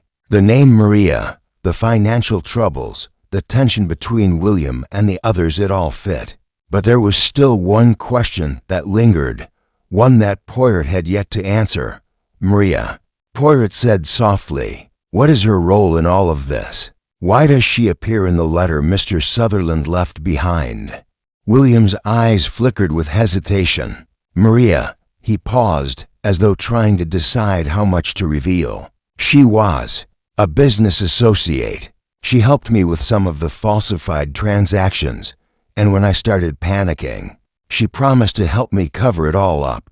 But when Edmund found out, she was the one who suggested that I do what I had to do to protect myself." Poirot's eyes narrowed. Maria was involved, then. She was not just a name in the letter. She was an accomplice. William nodded, his face contorting with regret. "Yes, she's the one who pushed me. She said that if I didn't act, I would lose everything. And so I did what I had to do." Poirot's gaze softened, but only for a moment. He stepped forward, his voice low but filled with resolve. "Monsieur Allen, you have confessed to the murder of Mr. Sutherland. But there is still much to uncover. Maria, she must be found. She is just as guilty as you." William lowered his head, the weight of his confession sinking in. I'm sorry," he whispered. "I didn't mean for any of this to happen." Poirot turned toward the others, his eyes scanning their faces. They all knew now. The truth had been laid bare. "To the rest of you," Poirot said, his voice carrying through the room, "you will have your answers soon enough. But first, we must find Maria. She is the final piece to this puzzle." Chapter 15. The final gathering storm outside had not subsided. The wind howled like a banshee as it rattled the windows of Ashford Manor, but inside, the atmosphere was heavy with the weight of the truth that had just been revealed. William Allen had confessed, and in doing so, he had opened the floodgates to a cascade of revelations. Yet even with the confession, Poirot knew the game was not over. There were still pieces to this puzzle that had yet to be uncovered. Poirot stood at the center of the room, his sharp eyes scanning the group before him. The suspects, now all but certain of their involvement, stood in a silent circle, each person lost in their own thoughts, still processing the shock of William's admission. Lady Talmadge's hands trembled as she clutched the edge of her chair, while Clarissa Allen sat with her hands folded tightly in her lap, her eyes averted. Mallory, who had been the most agitated throughout the investigation, was now eerily calm, his gaze fixed on the floor. Only Mrs. Langley remained composed, her face as unreadable as ever, but Poirot could sense the tension in her posture, the way her fingers twitched at the hem of her dress. "Now that the truth has been revealed," Poirot began, his voice steady and commanding, "we must face the consequences. Monsieur William Allen has confessed to the murder of Mr. Sutherland, but there is still the matter of Maria. She was involved, and she is just as guilty as you." Monsieur Allen, William Allen, his face pale and drawn, looked up at Poirot with a mixture of guilt and fear. "I didn't know what to do," he whispered. "Maria said we could cover it up, that we could get away with it. But now it's all falling apart." Poirot's eyes remained cold, but there was a hint of empathy in them. "You acted out of fear, Monsieur Allen, but that does not absolve you of your actions. You killed a man to protect yourself, to hide your crimes. And now you must face the consequences." The room was silent, each of the remaining guests processing the weight of Poirot's words. Lady Talmadge finally spoke, her voice shaky but determined. "But what about Maria?" she asked, her voice strained. "She's the one who told him what to do. She's the one who pushed him.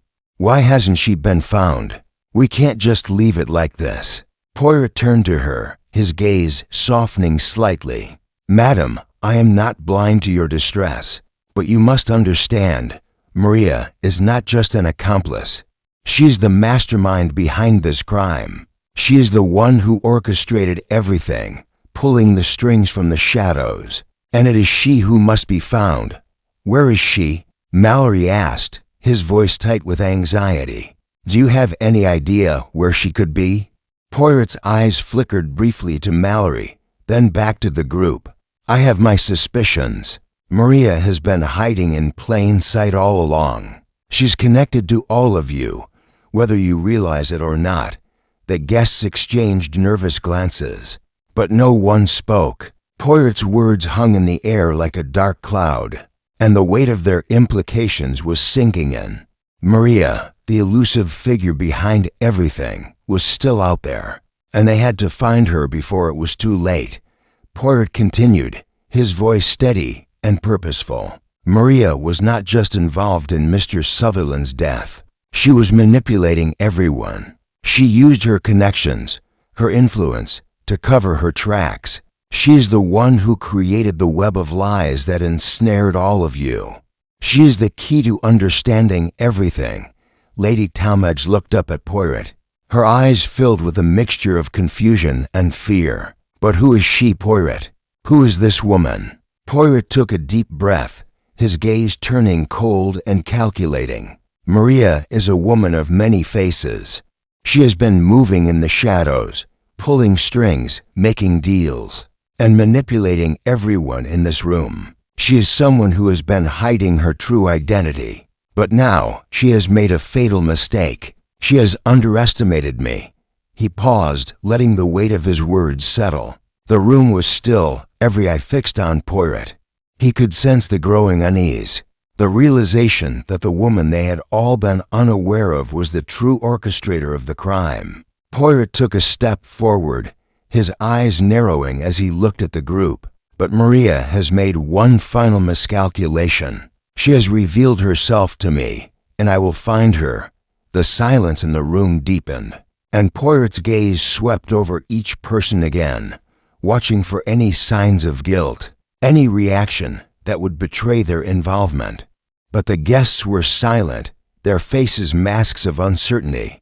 Then, Poirot's voice broke the silence again. I will give you all one final chance. Tell me the truth. Who among you has been helping Maria? The guests looked at each other, but none spoke.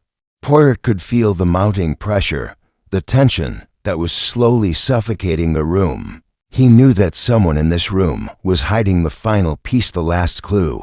That would lead him directly to Maria. It was just a matter of time.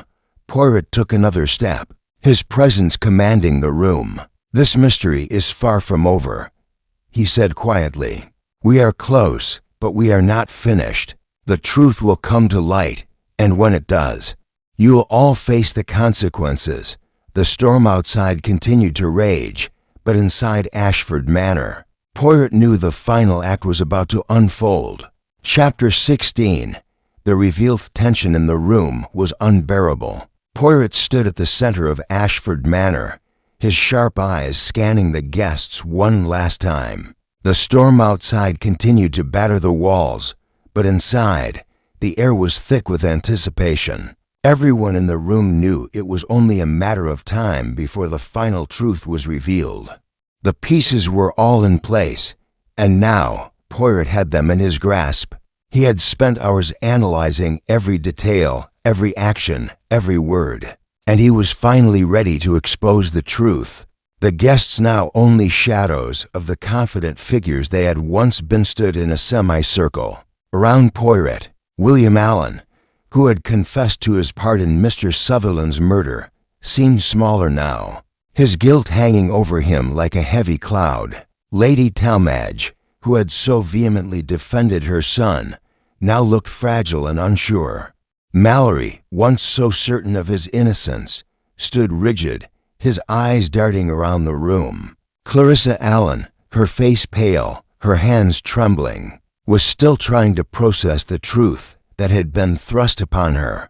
Mrs. Langley, ever the observer, had remained silent, but Poirot could sense her unease now. Poirot could feel the weight of the moment. Everything had led up to this, and now the final act was about to unfold. The game was nearing its end, and he would be the one to finish it.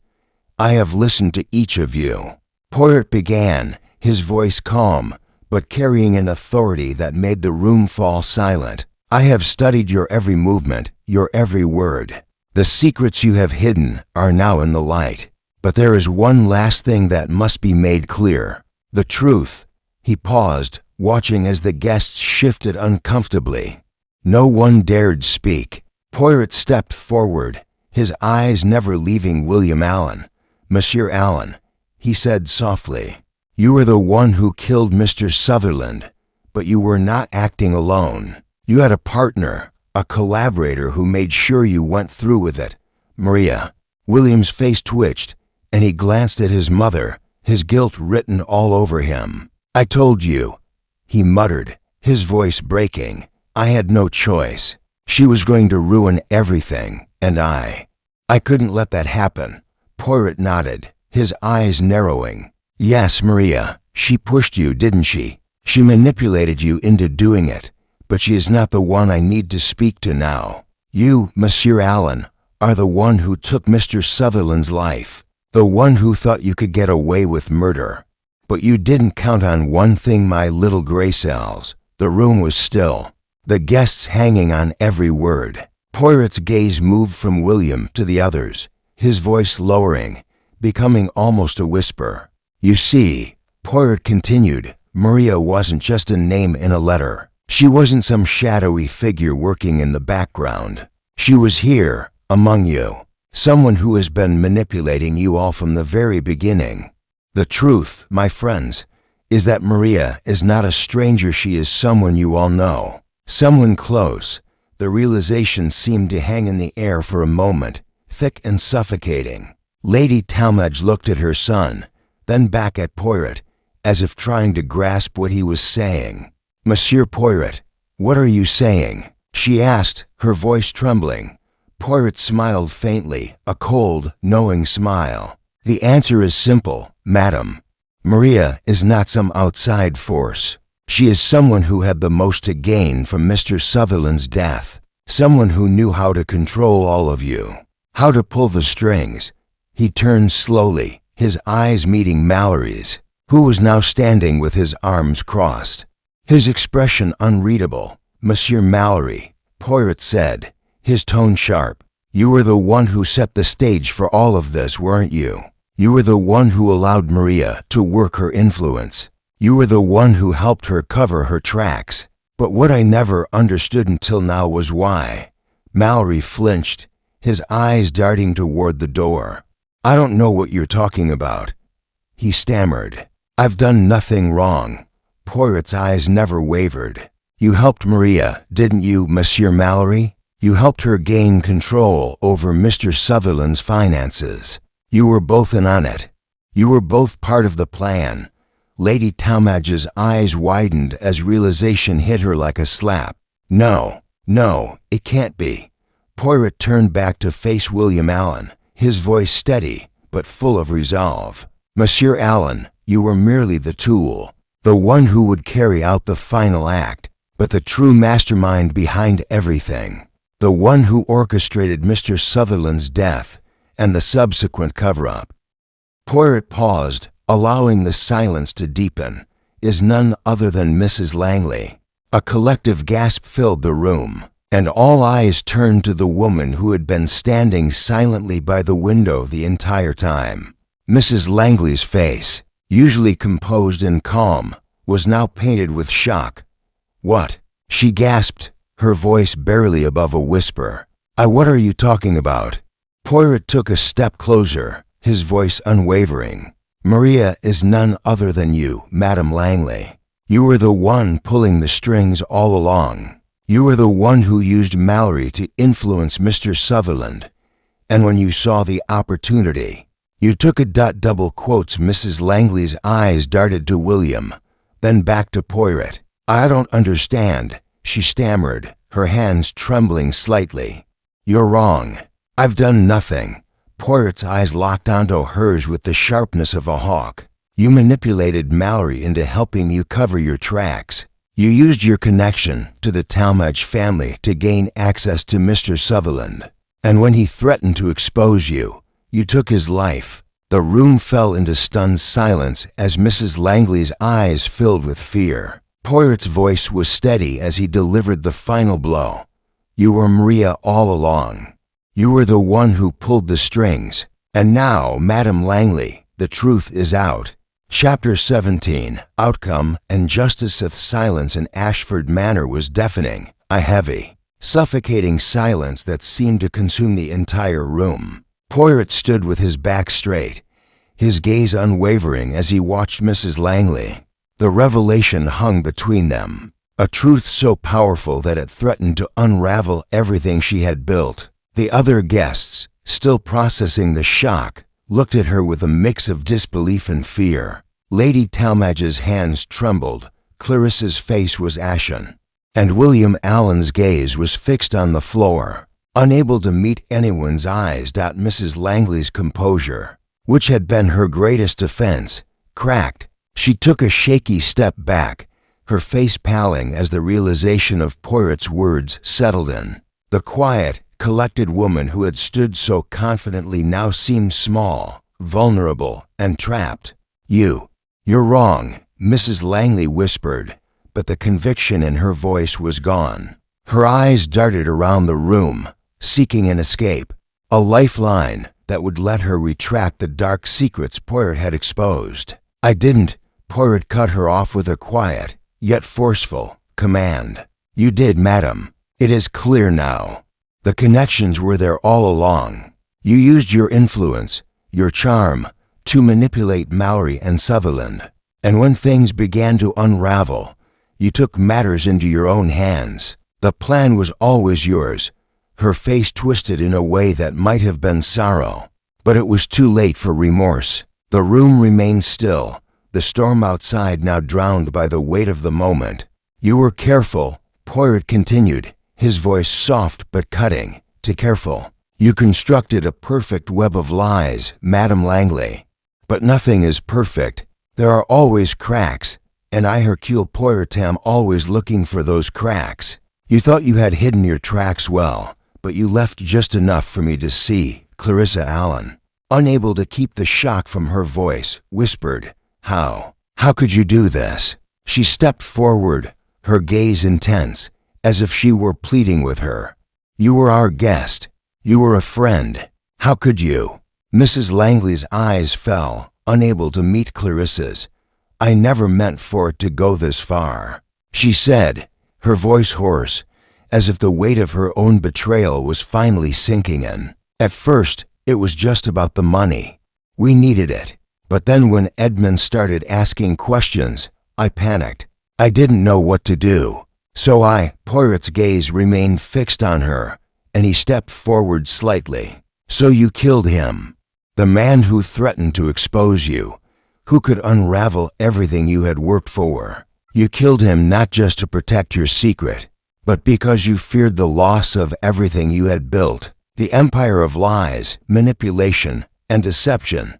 Her breath caught in her throat, her face tightening with the weight of her actions. She swallowed, her eyes glistening with a mix of fear and guilt. "Yes," she whispered, her voice barely audible. "I killed him. I couldn't let him destroy me. I couldn't." Poirot's eyes softened, though his tone remained steady. "The truth has come out, Madame Langley. There's no more hiding now." Lady Talmadge, who had been standing quietly, her eyes wide, finally found her voice. "But why? Why did you involve my son, William? Why did you make him do your bidding?" William Allen, who had remained silent until now, slowly lifted his head, his face filled with a mix of shame and guilt. "I didn't have a choice," he muttered. "She threatened to ruin everything. She knew about the embezzlement, about the false investments. She told me I had to help her, that it was the only way to protect the family." Poirot's gaze moved between the two, understanding the full scope of the manipulation that had taken place. He looked back at Mrs. Langley, who now seemed small and defeated. "You used William. You manipulated him into committing murder to cover your tracks. But you didn't expect the truth to come out, did you, madam? You didn't anticipate that I would see through your lies." Mrs. Langley looked down, the weight of her own actions pressing down on her shoulders. Her composure had shattered completely, and now there was only the stark reality of the consequences that awaited her. "Where's Maria?" Lady Talmadge asked suddenly, her voice trembling. "What about her? She was involved in this. She's just as guilty as you." Poirot shook his head slightly. "Maria, as you all know her, was never a person at all. It was merely an alias, a symbol of manipulation and deceit. The woman who worked in the shadows was you, Madame Langley. You were Maria all along. You used the name to disguise your true intentions, to control everyone around you." There was a pause, and then Lady Talmadge let out a long, shuddering breath, as if the revelation had been too much to bear. The room grew eerily quiet again, the tension now replaced by a somber realization. There was no more hiding. Poirot looked around the room at the assembled guests, those who had been accomplices, those who had been manipulated, and those who had suffered in silence. "The truth has come at a great cost," he said, his voice softening, but it is the only way forward.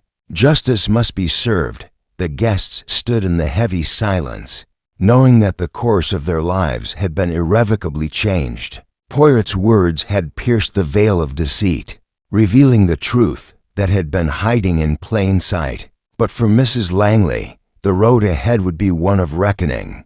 Her role as the architect of Mr. Sutherland's death had been exposed, and the consequences of her actions were now inevitable. Lady Talmadge's voice broke the silence once more, but her words were quiet, almost resigned. "What happens now?" Poirot's eyes softened as he looked at her. "Now, madam, we allow justice to take its course. There is no more to be said." And with that, the storm outside continued to rage. But inside Ashford Manor, the storm of deception had finally passed. Chapter 18. The closing remarked storm outside had finally begun to fade. Its once fierce winds now reduced to a gentle, sporadic gust. The rain, too, had slowed, leaving a soft, steady patter against the windows of Ashford Manor.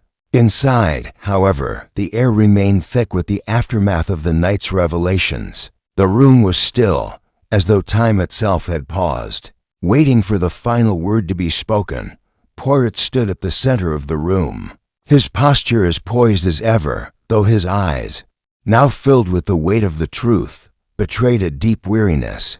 The guests, what remained of them, had been dealt with. Lady Talmadge sat in an armchair, her face drawn and pale, her hands clasped tightly together in her lap. Mallory was standing near the fireplace, his expression unreadable, but his hands clenched tightly by his sides, a clear sign of the tension he still carried. William Allen, his head hanging low, had been escorted out by the police for further questioning. Clarissa sat quietly beside her mother, her face a mixture of disbelief and sorrow. And then there was Mrs. Langley, whose fate was sealed. She had been led away by the officers moments earlier, her face hollow with guilt, her once composed facade shattered. The mastermind behind the entire conspiracy, the woman who had manipulated everyone around her, was now facing the consequences of her actions. Poirot turned his gaze to the remaining group, his eyes softening for a moment. He had done his job. The case was closed. Justice had been served, but the cost was immeasurable. Ashford Manor would never be the same, and neither would the lives of those who had been involved in the tragedy. Lady Talmadge, her voice almost a whisper, spoke first. "What now, Poirot? What happens to us?" Poirot gave a small, almost imperceptible smile, though it did not reach his eyes. "Now, madam, you must live with the consequences of your actions. For some, that means facing the law. For others, it means living with the knowledge of the truth. And for you, Madame Talmadge, it may mean learning to live without the burden of a lie that has plagued you for so long." Lady Talmadge's eyes filled with tears, but she did not speak again. She simply nodded, as though acknowledging that there was nothing more to say. Poirot turned to Mallory, his voice soft but firm. "Monsieur Mallory, you were complicit, but you have not been the true mastermind. You will be held accountable for your actions, but you were not the one who initiated this web of deceit." Mallory met Poirot's gaze with a mixture of shame and relief, his mouth dry. "I didn't think it would end like this. I was just trying to protect myself, to save my reputation." Poirot nodded gravely. "But Monsieur Mallory, it is not just your reputation at stake. The truth is a far heavier burden to bear than the weight of any lie." With those words, Mallory seemed to deflate, his shoulders slumping as if the weight of the world had been lifted off them. Poirot turned to William's sister, Clarissa, whose face was still pale, her hands trembling. "Mademoiselle Allen, you were caught in a web not of your making. You will live with the scars of what has happened, but I believe you are free of guilt in the eyes of the law." Clarissa looked up at him, her voice soft but filled with sorrow. "Thank you, Monsieur Poirot. I don't know what to say. I never wanted any of this to happen." Poirot gave her a sympathetic smile. the briefest flicker of understanding crossing his face. "You did not ask for this, mademoiselle. You were a victim of the circumstances, but you are stronger than you realize." He turned, his eyes sweeping over the room one last time. He had unraveled the mystery, had exposed the mastermind, and had ensured justice was done. The pieces had fallen into place, and now it was time for the aftermath. As Poirot made his way to the door, he paused and looked back at the group one final time. "You may not understand it now," he said, his voice filled with quiet reflection. "But time has a way of revealing the truth, and sometimes justice is not served in the way we expect, but in the way it must be."